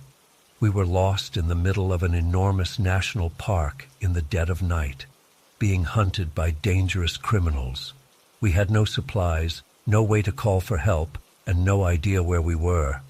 The realization made me feel sick with fear. "What do we do?" whispered Jenny, her voice trembling. "We need to keep moving," I said, trying to project more confidence than I felt. "Put as much distance between us and them as possible." "But what about Mike?" asked Tom. "We can't just leave him." The guilt and worry I felt about abandoning our friend was overwhelming. But I knew we had no chance of rescuing him on our own. Our only hope was to find help. "We'll get help for Mike as soon as we can," I said. "But right now we have to focus on staying alive ourselves." We pressed on through the forest, moving as quietly as we could while straining our ears for any sign of pursuit. The darkness felt oppressive, closing in around us. Every snapping twig or rustle of leaves made us freeze in terror, certain we were about to be caught. After a while, we came across a small stream. The sound of running water gave me an idea. "Let's walk in the stream for a bit," I suggested. "It'll hide our scent and make us harder to track." The icy water numbed our feet as we sloshed along. I tried to orient myself using the stars, aiming to head generally east where I thought the main road might be. But it was slow going in the dark, unfamiliar terrain. Suddenly, a beam of light cut through the darkness behind us. Flashlights. They were getting closer. "Run!" I hissed. We scrambled out of the stream and took off again, hearts pounding. I could hear shouting in the distance. They had picked up our trail. Panic threatened to overwhelm me. We couldn't keep running forever. Eventually we would tire out and they would catch us. We needed a plan. As we ran, I frantically scanned our surroundings for anything that might help. That's when I spotted it. A massive fallen sequoia tree, its giant trunk creating a natural tunnel. "Quick, in here," I said, gesturing to the hollowed-out log. We crawled inside, pressing ourselves as far back as we could. The interior was damp and musty, but I hardly noticed. I was too focused on controlling my ragged breathing, terrified that the sound would give us away. We huddled there in tense silence as the flashlight beams drew nearer. I could hear men's voices now, harsh and angry. "Where did those little bastards go?" "They can't have gotten far. Keep looking." I held my breath as a beam of light passed over the entrance to our hiding spot. "Please don't look inside," I prayed silently. "Please just keep moving." For a heart-stopping moment, the light lingered. I was certain we were about to be discovered, but then it moved on, and the voices faded into the distance. We stayed hidden for what felt like hours, barely daring to move or speak above a whisper. Eventually the sky began to lighten with the first gray light of dawn. Cautiously, we emerged from our refuge. My whole body ached from being crammed in the confined space all night, but the relief of having survived overshadowed the discomfort. As the sun rose, we were able to get our bearings. We found a trail and followed it, eventually making our way to a ranger station. The park rangers were alarmed by our story and immediately sent out search parties for Mike. To our immense relief, they found him later that day. He had managed to escape his captors and was hiding out in the woods. The men who attacked us were never caught. That night in Sequoia National Park still haunts my dreams sometimes. The terror of being hunted through the dark forest, the guilt of leaving Mike behind, the sheer helplessness I felt. It's not something I'll ever forget. I've tried to make sense of what happened, to understand why we were targeted, but I've never found a satisfying explanation. Sometimes I wonder if it was just random, terrible luck. Other times I fear there was some sinister motive we'll never know.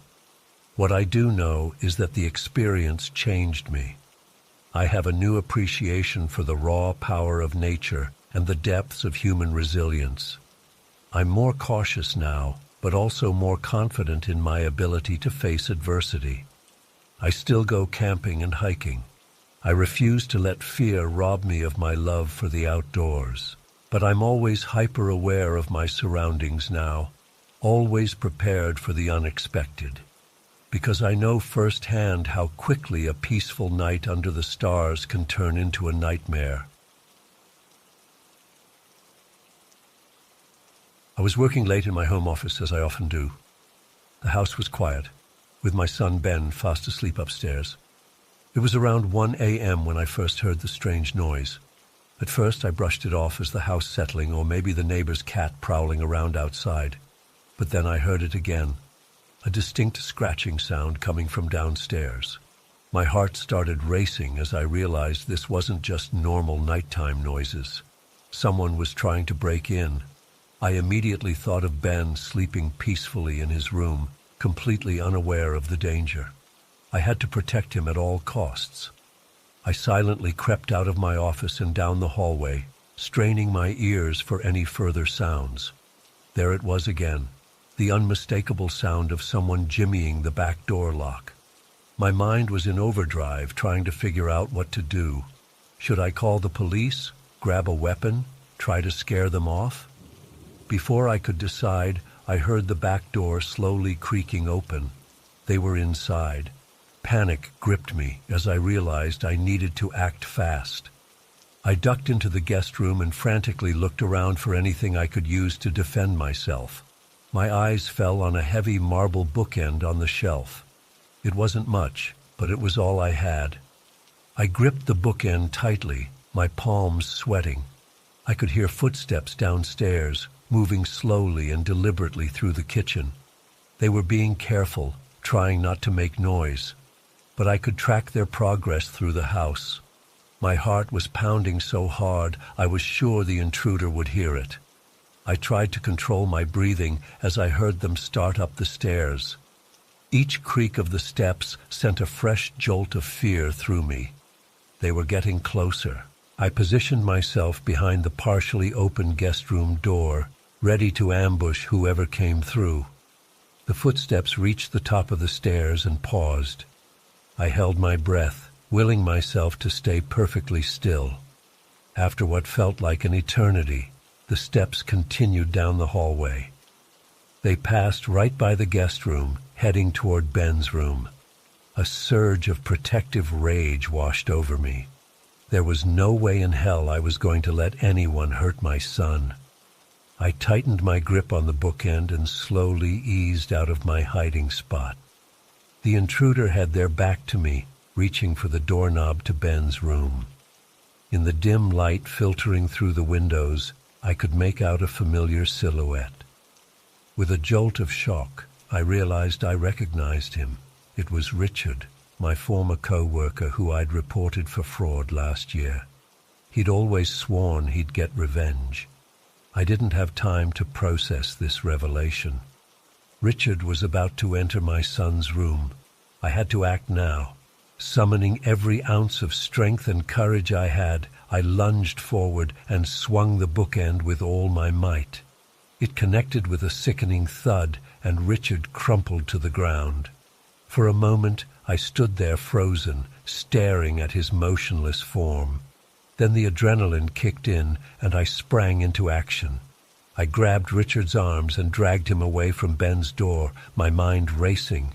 I needed to call the police, secure Richard, check on Ben. There was so much to do, and I felt overwhelmed, but I forced myself to focus and prioritize. First things first, make sure Richard couldn't hurt anyone. I used the cord from the hallway lamp to tie his hands behind his back, my own hands shaking the entire time.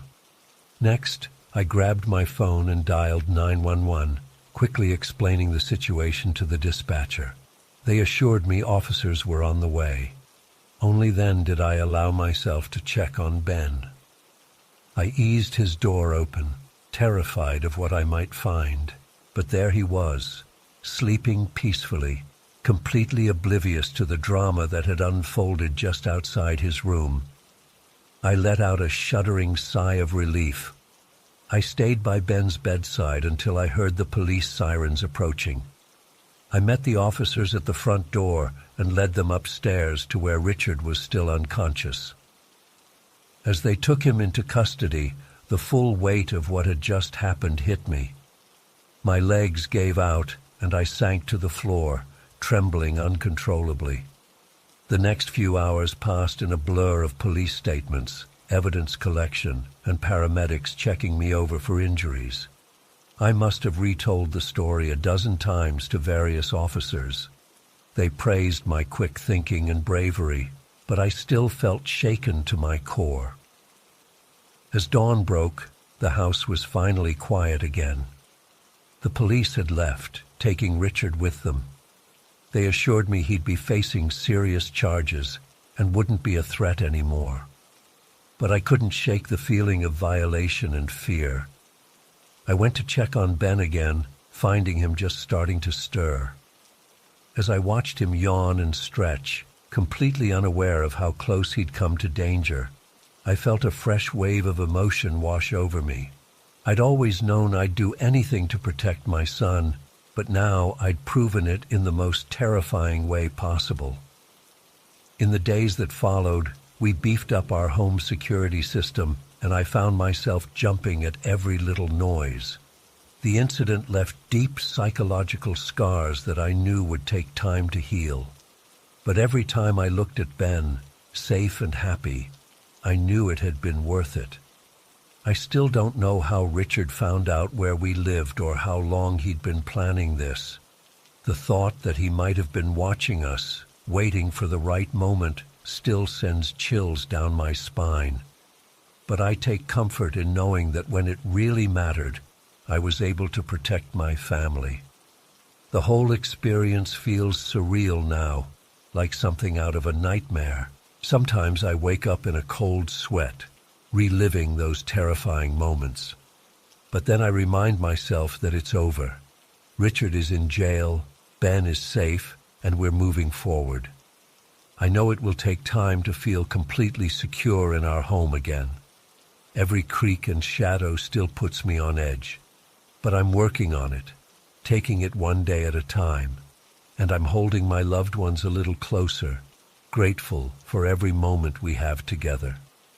Looking back, I'm amazed at how quickly everything happened. In the span of just a few minutes, our sense of safety was shattered and then restored. It's a stark reminder of how fragile our peace of mind can be and how quickly life can change.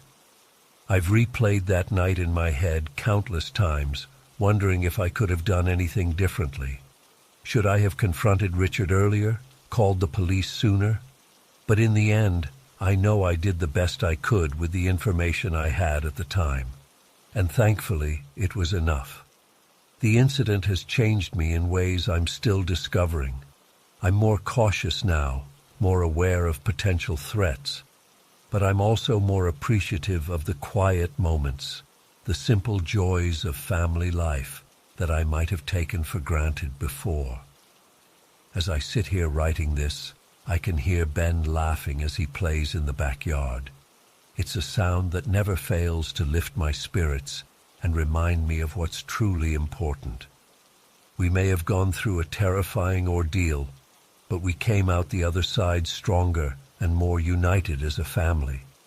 I share this story not to scare anyone, but as a reminder to always trust your instincts and be prepared.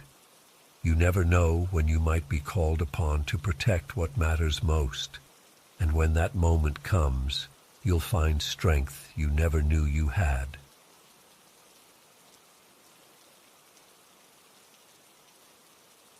I was driving back from visiting my sister in the next state over, and it was getting late. The long stretch of dark highway seemed endless, with nothing but fields and forests on either side. My gas gauge was hovering dangerously close to empty, so I felt relieved when I finally saw a sign for an upcoming gas station. As I pulled off the exit, I noticed how isolated everything seemed. The gas station was the only building in sight, its fluorescent lights creating an eerie glow in the pitch-black night. Still, I didn't have much choice. I needed gas, and this was likely my last chance before running out on some deserted back road. I pulled up to the pump and got out to fill my tank. The air was unnaturally still, without even a hint of breeze. As I started pumping, I glanced around uneasily. Something about this place just felt off. But I shook it off as late-night paranoia and focused on finishing up so I could get back on the road. Just as I was replacing the nozzle, I heard the crackle of a loudspeaker. "Please come inside to pay." Great, I thought. Of course this ancient place wouldn't have pay at the pump. I sighed and headed towards the small convenience store attached to the station. A bell jingled as I pushed open the door. The fluorescent lights inside were even harsher up close, casting stark shadows. Behind the counter stood a rail-thin man with greasy hair and sunken eyes. His gaze locked onto me the second I entered, following my every move as I approached the register. "Evening," I said, trying to sound casual. "Just need to pay for pump 3. The clerk didn't respond, just kept staring at me with an unsettling intensity. After an uncomfortable silence, he finally spoke in a raspy voice. You shouldn't be out driving so late. Lots of dangers on these roads at night. A chill ran down my spine, but I forced a polite smile. Oh, I'm sure it'll be fine. I don't have much further to go. I held out my credit card. So, how much do I owe you? He made no move to take my card, just kept staring. You really ought to stay here tonight. Not safe out there. We have rooms in the back. My unease was growing by the second. This guy was seriously creeping me out. Thanks, but I'm good. I'd rather just pay and be on my way if that's all right. The clerk's eyes narrowed. I'm afraid I can't let you do that. It's for your own good, you see. You have no idea what's out there waiting. Alarm bells were blaring in my head now. I needed to get out of here fast. Look, I appreciate your concern, but I really need to go. Just tell me how much I owe and I'll be out of your hair. He leaned forward suddenly, his bony hands gripping the edge of the counter. You're not listening. You can't leave. It's not safe. His voice had taken on a menacing edge that made my blood run cold. I started backing towards the door, my heart pounding. Okay, well, thanks anyway. I'll just be going now. In a flash, the clerk vaulted over the counter with surprising agility. Before I could react, he was between me and the exit. I told you, he snarled.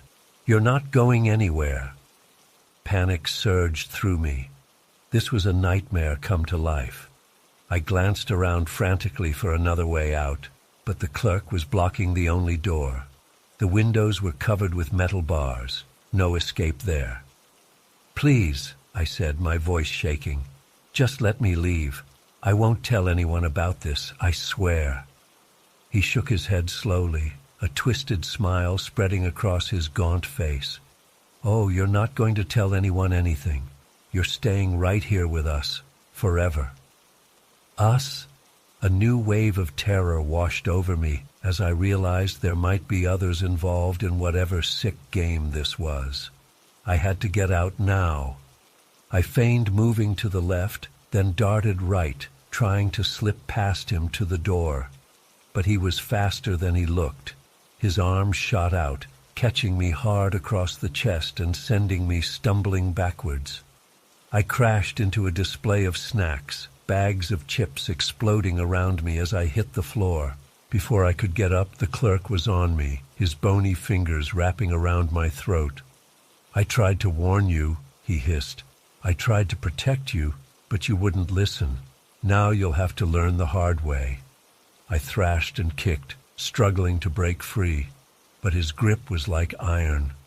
Black spots danced at the edges of my vision as I fought for air. This couldn't be happening. I couldn't die here in this godforsaken gas station at the hands of this maniac. With the last of my strength, I managed to get my leg up between us and kicked out hard. My foot connected solidly with his chest, and I heard the air whoosh out of him as he was thrown backwards. I scrambled to my feet, gasping and coughing. The clerk was already getting up, murder in his eyes. I knew I'd only have one chance at this. I grabbed the heaviest thing within reach, a large metal flashlight from a nearby shelf, and swung it with all my might. There was a sickening crack as it connected with the side of his head. He crumpled to the floor, momentarily stunned. I didn't wait to see if he'd get back up. I bolted for the door, yanking desperately at the handle. Locked. Frantic, I spun around. The clerk was stirring, a low moan escaping his lips. My eyes landed on the keys hanging behind the counter. I vaulted over, snatching them up and fumbling to find the right one. I could hear the clerk getting to his feet, his raspy breathing getting closer. Finally, the key slid home, and I twisted it, hearing the beautiful sound of the lock clicking open. I yanked the door wide and burst out into the night air. I sprinted for my car, blood pounding in my ears. Behind me, I heard the clerk's enraged howl. "You can't escape. They'll get you. They always do." I dove into the driver's seat. jamming the key into the ignition. The engine roared to life just as the clerk emerged from the store, blood streaming down the side of his face. He ran towards me, arms outstretched like some kind of zombie. I slammed the car into reverse, tires squealing as I peeled out of the lot. The clerk's face loomed in my rearview mirror, growing smaller as I sped away. His words echoed in my head. "They'll get you." I drove like a madman, taking random turns down dark country roads, paranoid that I was being followed. Every shadow seemed to hold some nameless threat. What had he meant by they? Were there really others out there, lying in wait? It wasn't until the first rays of dawn began to lighten the sky that I finally felt safe enough to slow down. I pulled over at a rest stop, my hands shaking as I turned off the engine. I sat there for a long time, trying to process what had happened. Part of me wanted to go to the police, but what would I even say? I had no proof, and the whole thing sounded insane. Would they even believe me? And what if going to the authorities somehow made me a target for whoever or whatever the clerk had been warning me about? In the end, I decided to try and put it behind me. I drove home, took a long shower, and tried to convince myself it had all been some kind of stress-induced hallucination. But deep down, I knew it had been real. It's been months now, and I still have nightmares about that night. I've never told anyone the full story until now. Sometimes I wonder if I should have stayed, if the clerk really was trying to protect me from something worse. But then I remember the look in his eyes as he choked me, and I know I made the right choice in running. I avoid long road trips now, especially at night, and I never, ever stop at isolated gas stations anymore. The memory of that night is burned into my brain forever. The stark fluorescent lights, the clerk's sunken eyes, the paralyzing fear as I fought for my life. I don't know if I'll ever fully recover from the terror of that experience. All I know is that something sinister was going on at that gas station, something I only narrowly escaped. And sometimes, in the darkest hours of the night, I still hear the clerk's final words echoing in my mind. "They'll get you. They always do." I can only hope he was wrong.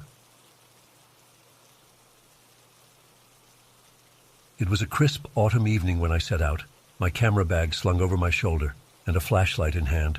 The factory loomed ahead, a hulking silhouette against the darkening sky. I'd passed by it countless times, always intrigued by its boarded-up windows and overgrown lot. Tonight was the night I'd finally venture inside. Squeezing through a gap in the fence, I made my way across the weed-choked parking lot. My heart raced with a mix of excitement and nerves. I knew urban exploration could be dangerous, but I'd always been careful. Besides, this place had been abandoned for years. What could possibly go wrong? The main entrance was chained shut, but I found a side door that yielded to a few good shoves. It creaked open, revealing a yawning darkness beyond. I clicked on my flashlight and stepped inside. The beam cut through layers of dust, illuminating rusted machinery and debris-strewn floors. I breathed in the musty air, feeling a familiar thrill. This was what I lived for, capturing the haunting beauty of forgotten places. I spent the next hour wandering the ground floor, snapping photos of peeling paint and shattered windows. The silence was absolute, broken only by the echo of my footsteps and the occasional click of my camera shutter. As I climbed a set of stairs to the second floor, a floorboard creaked loudly beneath my feet. I froze, suddenly aware of how alone I was. For a moment, the shadows seemed to press in around me. I shook off the feeling and pressed on. The upper level was even more of a mess, with collapsed sections of ceiling and piles of debris everywhere. I picked my way carefully across the floor, pausing to photograph a wall of graffiti illuminated by moonlight streaming through a broken window. That's when I heard it, a soft shuffling sound coming from somewhere behind me. I whirled around, heart pounding. My flashlight beam danced across empty space. "Hello?" I called out, immediately regretting it. The sound of my voice seemed to hang in the air, disturbingly loud in the stillness. For a long moment there was nothing. Then I heard it again, definitely footsteps, and more than one set. A chill ran down my spine as I realized I wasn't alone. "Who's there?" I tried to keep my voice steady, but fear was creeping in. Suddenly, a figure emerged from the shadows. A man dressed in tattered clothes, his face gaunt and weathered.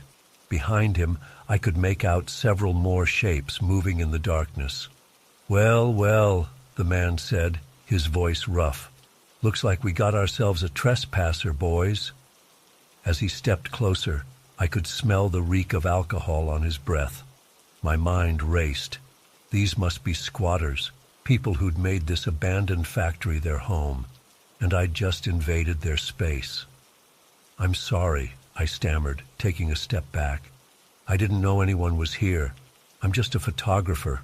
I'll leave right away." The man's eyes narrowed as he spotted my camera. "That's some fancy equipment you got there. Bet it's worth a pretty penny." Alarm bells were ringing in my head now. I clutched my camera bag closer, looking for an escape route. But more figures had emerged, forming a loose circle around me. I counted at least 5 of them, all men, all looking equally rough and unfriendly.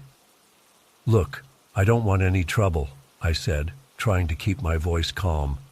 "Just let me go, and I won't come back, I promise." One of the other men laughed, a harsh sound. "Hear that, Mac? He promises." The first man, Mac, apparently, took another step towards me. "Here's the thing, pretty boy. You came into our home uninvited. That's not very polite. And we don't take kindly to rude guests." My heart was hammering now. I knew I was in serious trouble. These men had nothing to lose, and I was alone and outnumbered. "Please," I said, hating the tremor in my voice. "I have some cash, you can have it. Just let me go." Mac's face twisted into an ugly grin. "Oh, we'll take your cash all right. And that nice camera, too." I clutched my bag tighter, a surge of defiance cutting through my fear. This camera was my livelihood, my passion. I couldn't just hand it over. "No," I said, more firmly this time. "The camera stays with me." It was the wrong thing to say. Mac's expression darkened, and he lunged forward suddenly, grabbing for my bag. I jerked back, but another pair of hands seized me from behind. I struggled, panic rising in my throat as my precious camera was wrenched away. "No, stop!" I yelled, watching helplessly as Mac rifled through my bag. He pulled out my camera, holding it up to examine it in the dim light. Then, with a cruel smile, he let it drop to the floor. The crack of the lens shattering seemed to echo through the empty factory. Something in me snapped. With a wordless cry of rage and despair, I wrenched free from the man holding me and charged at Mac. But I was no fighter, and these men had lived hard lives on the streets. A fist caught me in the stomach, doubling me over. Another blow landed on my back, sending me sprawling to the floor. Pain exploded through me as kicks rained down from all sides. I curled into a ball, trying to protect my head. Through the haze of fear and agony, I heard laughter, jeering voices. This was it, I realized. This was how I was going to die. Beaten to death in an abandoned factory by a group of homeless men, all because of my stupid hobby. Just as I was about to lose consciousness, a new sound cut through the chaos. A shout, deep and authoritative. The kicking stopped abruptly. "Police! Freeze!" I managed to lift my head, blinking through the blood trickling into my eyes. A beam of light swept across the room, momentarily blinding me. When my vision cleared, I saw a large figure silhouetted in the doorway, holding what looked like a gun. My attackers scattered like cockroaches, disappearing into the shadows with surprising speed. I heard the pounding of feet on stairs, shouts fading into the distance. The figure approached quickly, crouching down beside me. As my eyes adjusted, I realized it wasn't a police officer at all, but a security guard. He must have been doing his rounds and heard the commotion. "Jesus, kid," he said, his face etched with concern. "What the hell happened to you?" I tried to speak, but only managed a groan. Everything hurt. The guard helped me sit up, shining his flashlight over my injuries. "You're pretty banged up, but I don't think anything's broken. Can you walk?" With his support, I managed to stagger to my feet. My head swam, and I tasted blood in my mouth. As the adrenaline began to fade, the full impact of what had just happened started to hit me. I'd nearly died, if this guard hadn't shown up when he did. "My camera," I mumbled, looking around blearily. But I knew it was a lost cause. The shattered remains lay scattered across the floor, along with the contents of my bag. The guard followed my gaze and shook his head. "Sorry about your gear, kid, but you're lucky to be alive. What were you thinking, coming in here alone at night?" I had no answer. All my usual justifications for urban exploration seemed hollow now, in the face of how badly things had gone wrong. The guard sighed. "Come on, let's get you out of here. I've got a first aid kit in my truck, and then I'm taking you to the hospital to get checked out." As we made our way slowly down the stairs and out of the factory, my mind was reeling. The thrill I'd always felt exploring abandoned places had been replaced by a deep, gnawing fear. I kept glancing over my shoulder, half expecting Mac and his crew to reappear. Outside, the cool night air helped clear my head a little. The guard, Dave, he told me his name was, cleaned up my cuts and checked me for signs of concussion. As he worked, he lectured me on the dangers of trespassing and urban exploration. "You're not the first person I've had to rescue from this place," he said grimly. "But you're one of the luckiest. Those guys in there, they're desperate and they're dangerous. This isn't a game." I nodded mutely, shame and gratitude warring inside me. Dave was right. I'd been naive and foolish. My passion for photography had blinded me to the very real risks I was taking. As promised, Dave drove me to the emergency room. I spent the next several hours being poked, prodded, and x-rayed. Miraculously, I'd escaped with no broken bones, just extensive bruising, a split lip, and a couple of cracked ribs. When I was finally released, the sun was just starting to rise. I caught a cab home, feeling utterly drained and shaken to my core. As I stumbled into my apartment, I caught sight of myself in the mirror. My face was a mess of cuts and bruises, my left eye swollen nearly shut. But I was alive. In the days that followed, as I recovered physically, I did a lot of soul-searching. The experience had shaken me to my core, forcing me to confront the recklessness of my actions. I'd always seen abandoned buildings as empty canvases for my art, never stopping to consider that they might be shelters for desperate people with nothing left to lose. I thought about Mac and the others, about the hard lives they must have led to end up in that situation. While it didn't excuse their actions, it made me realize how privileged and naive I'd been. I'd treated their home, however makeshift, like a playground for my hobby.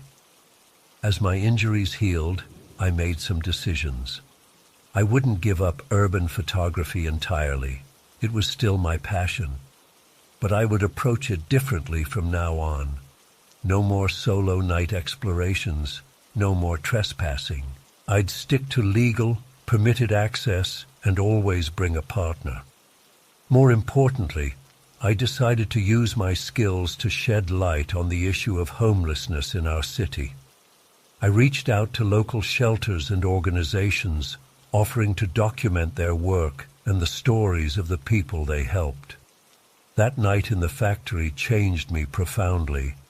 It taught me respect for abandoned spaces, for the unseen inhabitants of our city's forgotten places, and for my own safety. Every time I pick up my camera now, I remember how close I came to losing everything.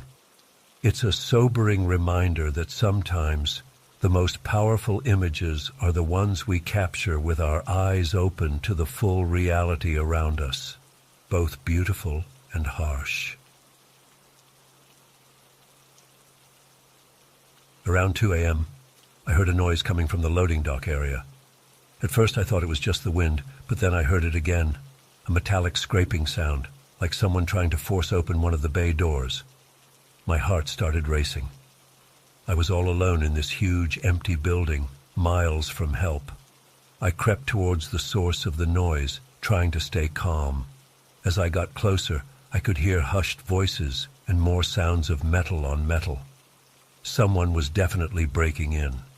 I should have called the police right then, but stupidly I wanted to assess the situation first. When I rounded the corner to the loading area, I froze in shock. There were at least a dozen people inside already, more climbing through a gap they'd pried open in one of the big roll-up doors. They all turned to stare at me, and I knew I was in serious trouble. These weren't your average burglars. They were a ragged group of homeless people, dirty and desperate-looking. A huge bearded man who seemed to be their leader stepped towards me. "Well, well, what do we have here?" he said in a low, threatening voice. I backed away, fumbling for my phone. "I'm calling the cops," I stammered.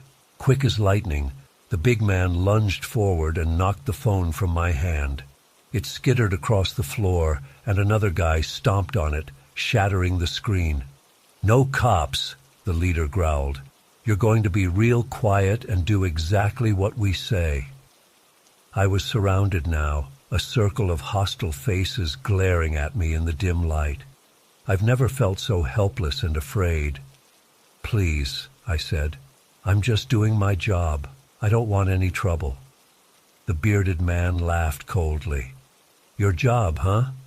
Must be nice to have a job, a warm place to sleep at night. We've got nothing, and you want to kick us back out into the cold?" I realized then that they were looking for shelter, not to steal, but that didn't make me feel any safer. There was a wild, desperate energy to the group that terrified me. "Listen," I said, trying to keep my voice steady. "I understand you need a place to stay, but I can't let you stay here. It's not safe, and I'll lose my job." "You'll lose a lot more than your job if you don't shut up," one of the other men snarled. The leader held up his hand. Now, let's not be hasty. Our friend here is going to help us out, aren't you?" He fixed me with an icy stare. I nodded frantically, willing to agree to anything at that point. "Good," he said. "First things first, you're going to show us around this place. Where are the bathrooms? Any food or supplies stored here?" For the next hour, I was forced to give them a tour of the warehouse, pointing out anything that might be useful to them. They grew increasingly agitated when they realized how little there actually was, just rows of empty shelves and broken machinery. "This is bullshit," one of the men yelled, kicking over a stack of empty pallets. "There's nothing here." The leader rounded on me. "You holding out on us? Got any cash? Keys to storage areas?" I shook my head. "I swear there's nothing. This place has been cleaned out for months." He studied my face for a long moment, then nodded. "All right, boys. Looks like we struck out. But we're not leaving empty-handed." He turned back to me with a cruel smile. "You're going to make a little donation to help us out." They forced me to empty my wallet, taking the $40 I had on me. Then they went through my pockets, grabbing my car keys and anything else of value. I was shaking uncontrollably by this point, certain they were going to kill me when they were done. But the leader had other plans. "Can't have you running to the cops as soon as we leave," he said. "So you're going to take a little time out while we get clear of here."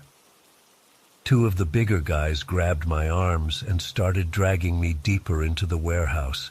I tried to struggle, but they were too strong.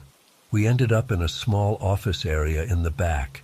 They shoved me inside, and I heard the click of a lock.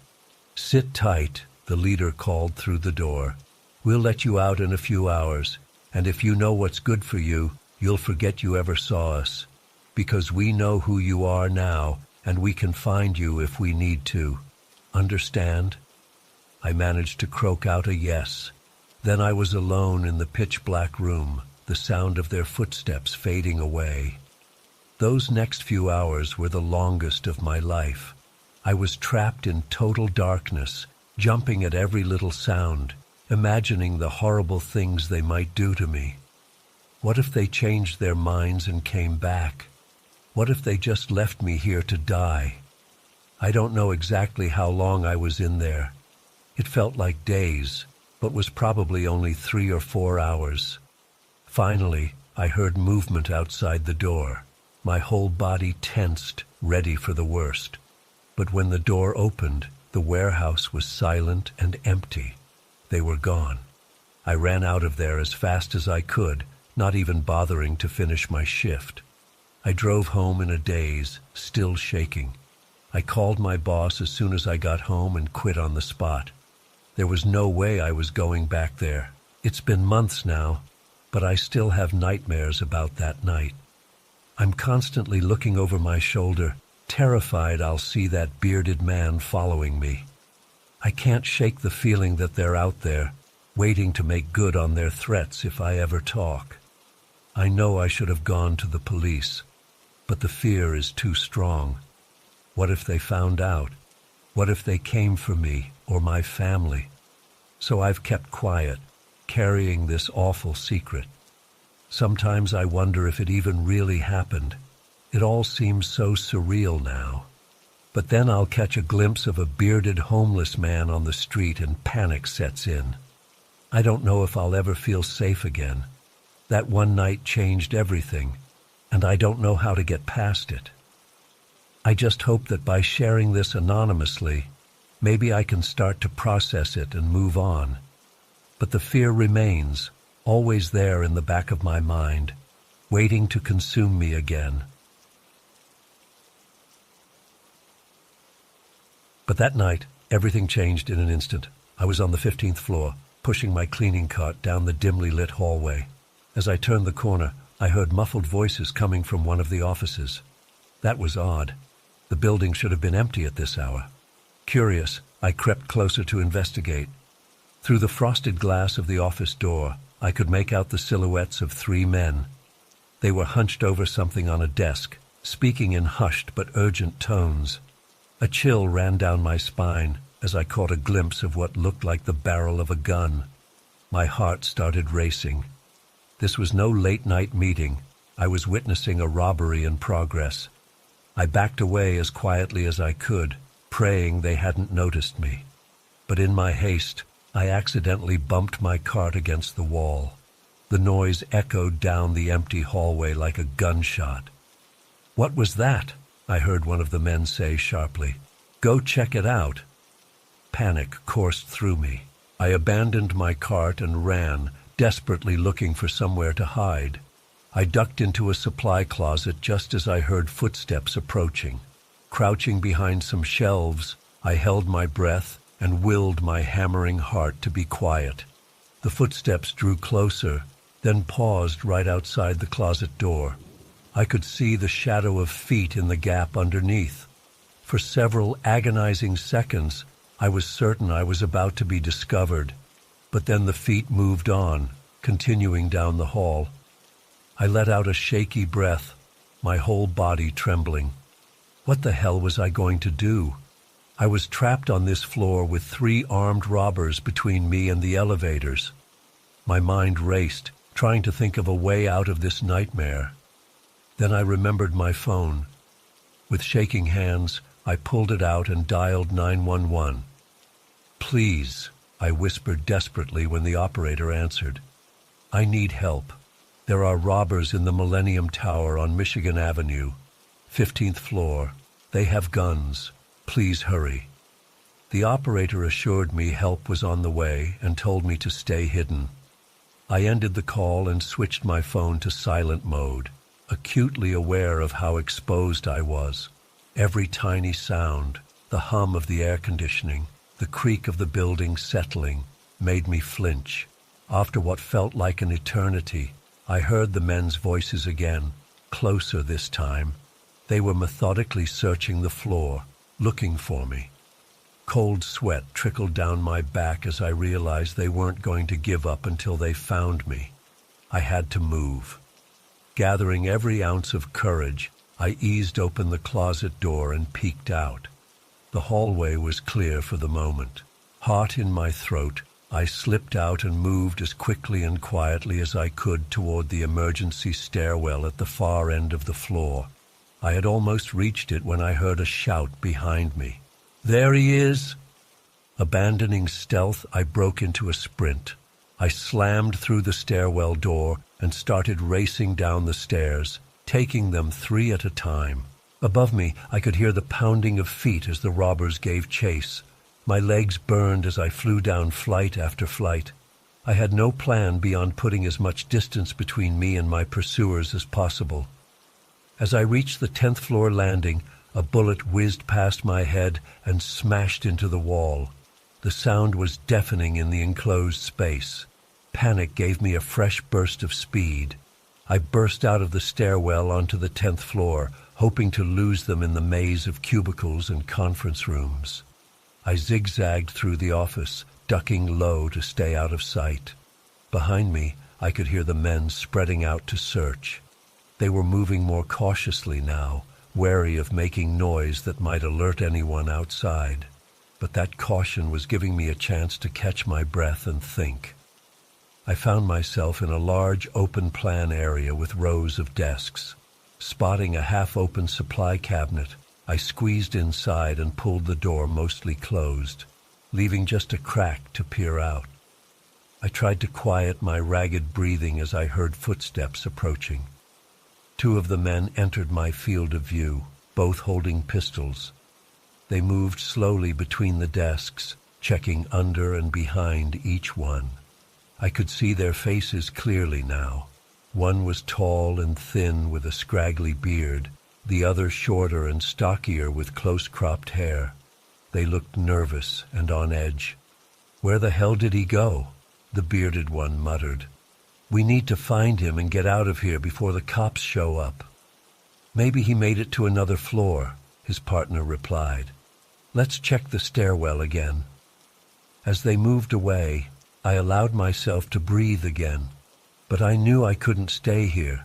It was only a matter of time before they did a more thorough search.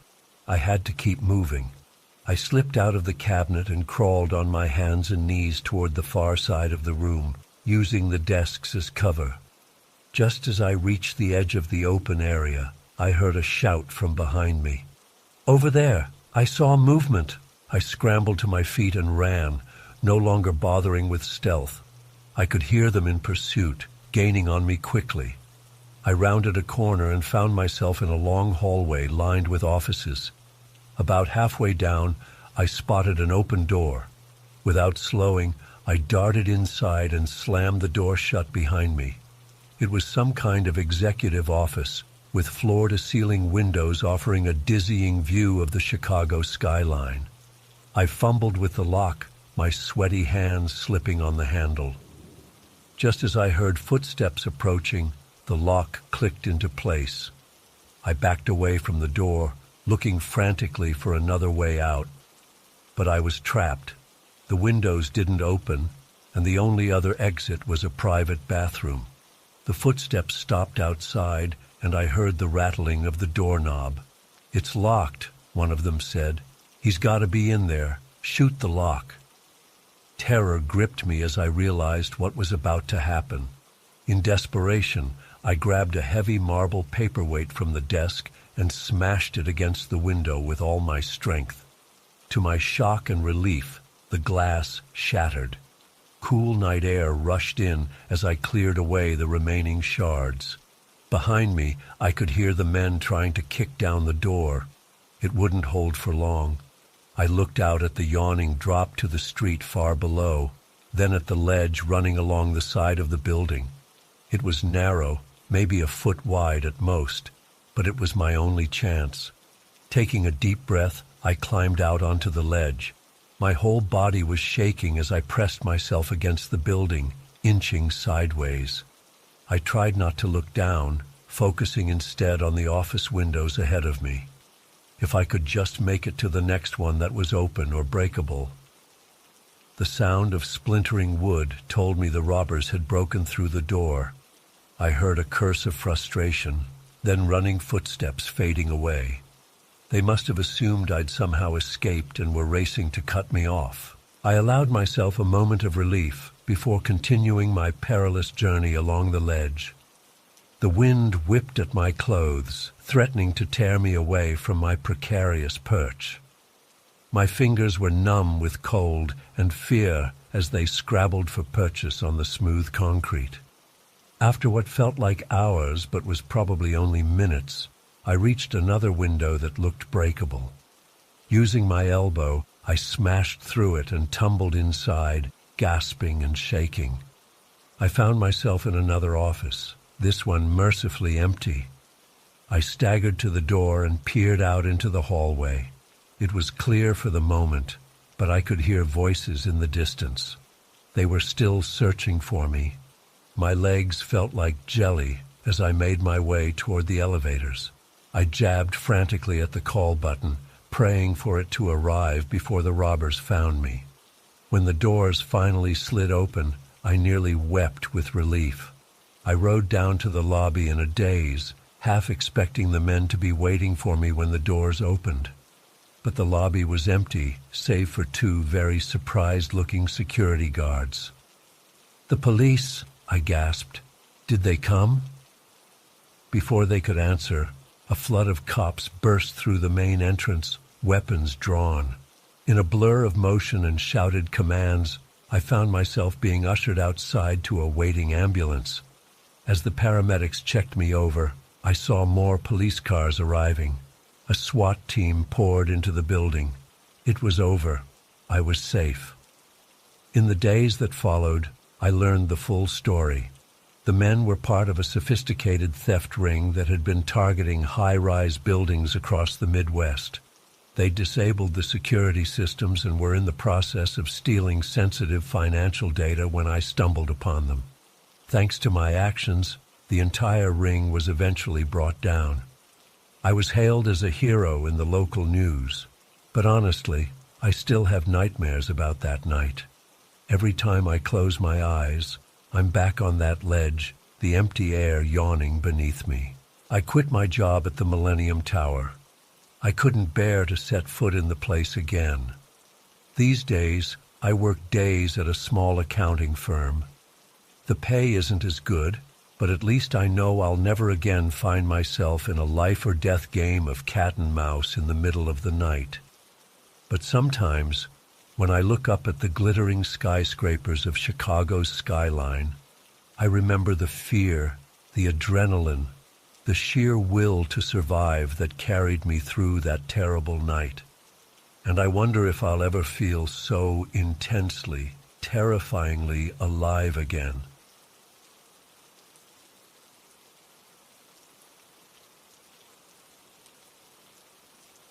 It was around 11:30 p.m. when he walked in. At first glance, there was nothing particularly remarkable about him. Mid-30s, average height and build, nondescript clothes. But as soon as he sat down at the bar, I got an uneasy feeling in the pit of my stomach. His eyes were darting around wildly, and he had a nervous, twitchy energy about him. I've dealt with plenty of drunk and high customers before, but this was different. There was an intensity, an instability that set off alarm bells in my head. I approached cautiously and asked what I could get him. He ordered a whiskey, neat. As I poured his drink, I watched him out of the corner of my eye. He was muttering to himself and fidgeting constantly, drumming his fingers on the bar top. When I set the whiskey in front of him, his hand shot out and gripped my wrist. I tried to pull away, but his grip was like iron. "They're coming for me," he said in a low, urgent voice. "You have to help me. They're everywhere." I managed to extricate my arm from his grasp. "Sir, I think you might want to slow down. Maybe have some water instead?" I suggested, trying to keep my tone calm and friendly. He downed the whiskey in one gulp and slammed the glass on the bar. "Another," he demanded. Against my better judgment, I poured him a second drink. I was hoping that if I placated him, he might relax a bit. But as I watched him knock back the second whiskey, I knew I'd made a mistake. His agitation seemed to be growing by the second. Suddenly, he leapt to his feet, knocking over his bar stool with a loud clatter. The other patrons turned to look, startled by the noise. In one swift motion, he grabbed an empty beer bottle from the bar and smashed it against the edge, leaving him holding the jagged neck like a weapon. "Nobody move!" he shouted, his voice shrill and panicked. "Everyone stay where you are or I start cutting." The bar fell silent. I could see the fear and confusion on everyone's faces. A few people near the door made a move to leave, but the man waved the broken bottle at them menacingly. I said, "Don't move. Anyone tries to leave and I'll kill them." My heart was pounding so hard I thought it might burst out of my chest. I tried to keep my voice steady as I addressed him. "Sir, please, put down the bottle. No one here wants to hurt you. Let's talk about this." His wild eyes locked onto mine. "You don't understand. They're after me. They've been following me for weeks, watching me, listening to my thoughts. I can't take it anymore." I realized I was dealing with someone in the midst of a severe mental health crisis. This wasn't just a drunk looking for trouble. This was a man who had completely lost touch with reality.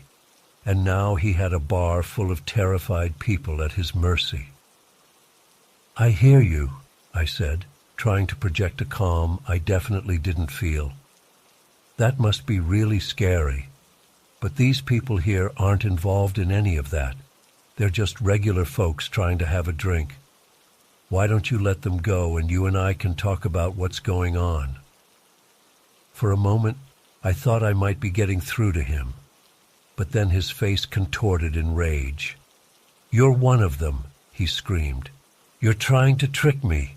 He lunged across the bar, swinging the broken bottle at my face. I managed to duck just in time, feeling the rush of air as it passed inches from my head. I stumbled backwards, my back hitting the wall of liquor bottles behind me. "Everyone on the ground," he yelled to the other patrons. "Phones out where I can see them. Anyone tries to call for help and I start slicing." People were crying now, looks of abject terror on their faces as they complied with his demands. I knew I had to do something, but I was paralyzed with fear. This man was clearly unstable and capable of anything. One wrong move and people could die. "What's your name?" I asked, trying to redirect his attention back to me and away from the other customers. He hesitated for a moment. "Mike," he finally said. "Okay, Mike, I'm John," I replied. "Listen, I want to help you. I can see you're scared and upset, but this isn't the way to handle it. These people haven't done anything to you. Why don't you let them go and you and I can figure this out together?" Mike's hand was shaking as he gripped the bottle. I could see beads of sweat on his forehead. "You don't understand," he said, his voice cracking. "They're in the walls, in the air, watching, always watching." "I believe you," I said, even though of course I didn't. "That sounds terrifying, but hurting innocent people isn't going to solve anything. It's just going to make things worse for you in the long run." As I was talking, I noticed movement out of the corner of my eye.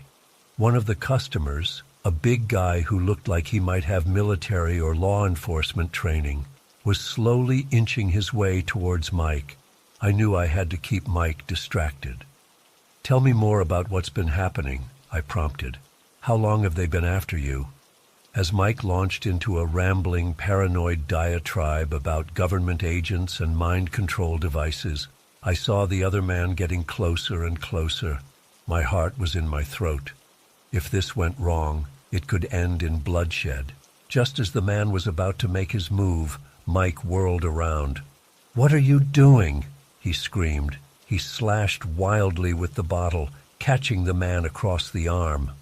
Blood immediately began to flow from the wound. Chaos erupted. People were screaming and scrambling to get away. Mike was waving the bottle around erratically, yelling incoherently. I knew I had to act fast before someone got killed. Without thinking, I grabbed the soda gun from behind the bar and sprayed Mike full in the face. He stumbled backwards, momentarily blinded and disoriented.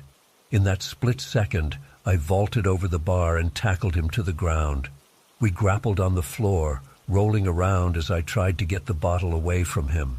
He was surprisingly strong in his manic state. I felt the jagged edge slice into my hand, but I didn't let go. Finally, I managed to pin his arm and pry the makeshift weapon from his grasp. As soon as I had control of the bottle, several other patrons jumped in to help restrain Mike. He was sobbing now, all the fight gone out of him. "I'm sorry," he kept saying over and over. "I'm so sorry." The police arrived a few minutes later and took Mike into custody. As they led him away in handcuffs, I felt a complex mix of emotions, relief that it was over, lingering fear from the ordeal, and a deep sadness for the troubled man who had put us all through this nightmare. The aftermath was a blur of police statements, paramedics treating minor injuries, and shaken customers hugging each other in relief. My hand needed a few stitches where the bottle had cut me, but considering how badly things could have gone, we were all incredibly lucky. In the days and weeks that followed, I found myself replaying the events of that night over and over. I had nightmares about what could have happened if things had gone differently, but I also thought a lot about Mike and what could drive a person to such desperation. I hoped he was getting the help he so clearly needed. The experience changed me in ways I'm still processing. I have a new appreciation for how quickly a normal situation can turn dangerous, and for the importance of staying calm under pressure. But I also came away with a deeper empathy for those struggling with mental illness and how society often fails them until it's too late. I still tend bar at the Rusty Nail. We've upgraded our security measures, but mostly things have returned to normal. Yet every time the door opens, I can't help but tense up a little, wondering if tonight will be the night that everything goes sideways again. I guess that's the price of surviving something like that. You never quite shake the feeling that danger could be lurking just around the corner, but I try not to let the fear control me. Instead, I focus on being more observant, more compassionate, more prepared, and I'm grateful every single day that I'm still here, still pouring drinks and listening to people's stories, because I know firsthand how quickly it can all be taken away.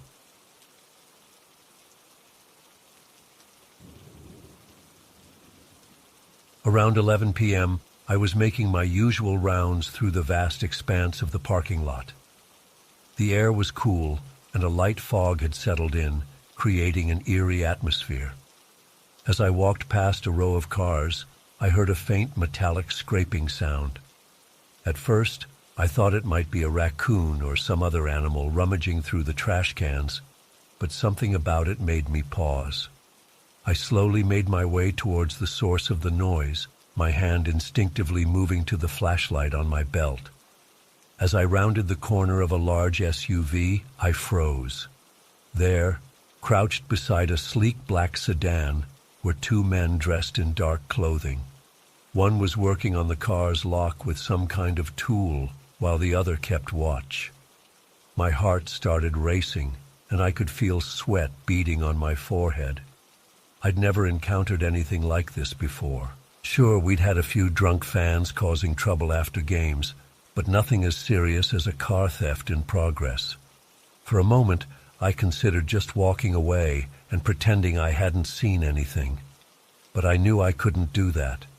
It was my job to protect this property and the people who used it. Taking a deep breath, I stepped forward and called out, "Hey, what are you doing there?" My voice cracked a bit, betraying my nervousness. The two men whipped around, startled by my sudden appearance. The one by the car door quickly pocketed his tool, while the lookout took a menacing step towards me. "Mind your own business, rent-a-cop," he snarled. I could feel my legs shaking, but I stood my ground. "This is my business. I'm going to have to ask you to step away from the vehicle and leave the premises immediately." They exchanged a quick glance, and I saw the glint of something metallic in the hand of the man who had been working on the lock. My blood ran cold as I realized it was probably a weapon. "Listen, buddy," the lookout said, his voice low and threatening. "You're gonna turn around and walk away. You didn't see nothing, got it?" I knew I was in way over my head. These weren't just opportunistic thieves. They seemed like professionals. My mind raced, trying to figure out what to do. I couldn't overpower them, and I didn't have any weapons of my own. But I couldn't just let them go either. That's when I noticed movement out of the corner of my eye. A third man emerged from behind another car, and then a fourth. My heart sank as I realized I was dealing with an entire crew of car thieves. "Looks like we got ourselves a hero," the third man chuckled, cracking his knuckles as he approached. I took a step back, my hand fumbling for the radio on my belt. "I'm calling this in," I warned them, trying to keep my voice steady. The fourth man, who seemed to be the leader, held up his hand to stop his companions. Now, let's not do anything hasty," he said smoothly. "I'm sure we can come to some kind of arrangement." I knew what he was implying, a bribe to look the other way. For a fleeting moment, I considered it. The money would certainly be nice, and it would get me out of this dangerous situation. But then I thought about all the people whose cars would be stolen, whose lives would be disrupted. I couldn't let that happen. "No deal," I said, my voice stronger than I felt. "You need to leave now, or I'm calling the police." The leader's face hardened. "Wrong choice, pal." Everything happened so fast after that. The lookout lunged at me, trying to grab my radio. I managed to dodge him, but I stumbled backward and fell hard on the asphalt. Pain shot through my elbow, but adrenaline kept me moving. I scrambled to my feet and started running. I could hear them behind me, their footsteps echoing in the empty parking lot. My mind was racing faster than my feet. I needed a plan, and fast. That's when I remembered the emergency alarm system we had installed just a month ago. I changed direction, heading for the nearest alarm box mounted on a light pole. The thieves were gaining on me, but I had a head start. I reached the pole, my hands shaking as I fumbled with the cover of the alarm box. "Stop right there," one of them shouted. I glanced back to see the leader pointing something at me. Definitely a gun this time. Fear surged through me, but I was committed now. I ripped open the cover and slammed my hand on the big red button inside. Instantly, the night was filled with a deafening wail. Bright lights began flashing all over the parking lot, and I knew that the alarm was also going off inside the stadium office. The thieves recoiled, momentarily stunned by the noise and lights. I used that moment of confusion to my advantage. I sprinted towards the stadium, hoping to lose them in the maze of hallways inside. As I ran, I grabbed my radio and shouted into it, Car thieves in the lot, 4 of them, armed, need police now. I didn't wait for a response. I could hear the men cursing behind me as they gave chase. I burst through a side door into the stadium, the alarm still blaring outside. The corridors were dark and empty, lit only by the dim emergency lights. My lungs were burning and my legs felt like lead, but fear kept me going. I took random turns, hoping to lose my pursuers. I could hear them shouting to each other, their voices echoing off the concrete walls. After what felt like an eternity of running, I found myself in the locker room area. I ducked into one of the rooms and wedged myself into a small space between some lockers and the wall. I tried to control my breathing, which sounded thunderously loud in the quiet room. Minutes passed like hours as I sat there, straining to hear any sound of approach. Gradually, I became aware of new noises, sirens in the distance growing louder. Relief washed over me as I realized help was coming. But I wasn't safe yet. I heard footsteps in the hallway outside, slow and deliberate. They stopped just outside the door to the locker room. I held my breath, my heart pounding so hard I was sure they could hear it. The door creaked open. I squeezed my eyes shut, praying they wouldn't find me. The footsteps entered the room, moving slowly. They were checking each row of lockers methodically. It was only a matter of time before they reached my hiding spot. Just as I was considering making a run for it, I heard a shout from somewhere in the stadium. "Police! Freeze!" The footsteps in the locker room suddenly retreated. I heard running, shouts, more sirens. After a few minutes that felt like an eternity, there was silence. I don't know how long I stayed hidden there, too terrified to move. Eventually, I heard more footsteps, but these were different, the sound of heavy boots and rattling equipment. "Clear," a voice called out. Shakily, I emerged from my hiding spot. A police officer spotted me and rushed over. "Are you all right, sir?" he asked, concern evident in his voice. I nodded, unable to speak at first. As the adrenaline began to wear off, the reality of what had happened started to sink in. I was led out of the stadium, where I gave my statement to the police. They had managed to apprehend all 4 members of the car theft ring, thanks to my quick action with the alarm. The stadium manager arrived, full of praise for my bravery. But all I could think about was how close I had come to being seriously hurt, or worse. The image of that gun pointed at me kept flashing in my mind. In the days that followed, I was hailed as a hero. The local news did a story on me, and the stadium offered me a promotion. But I couldn't shake the fear and anxiety that had taken root that night. Every shadow in the parking lot made me jump. Every unexpected noise sent my heart racing.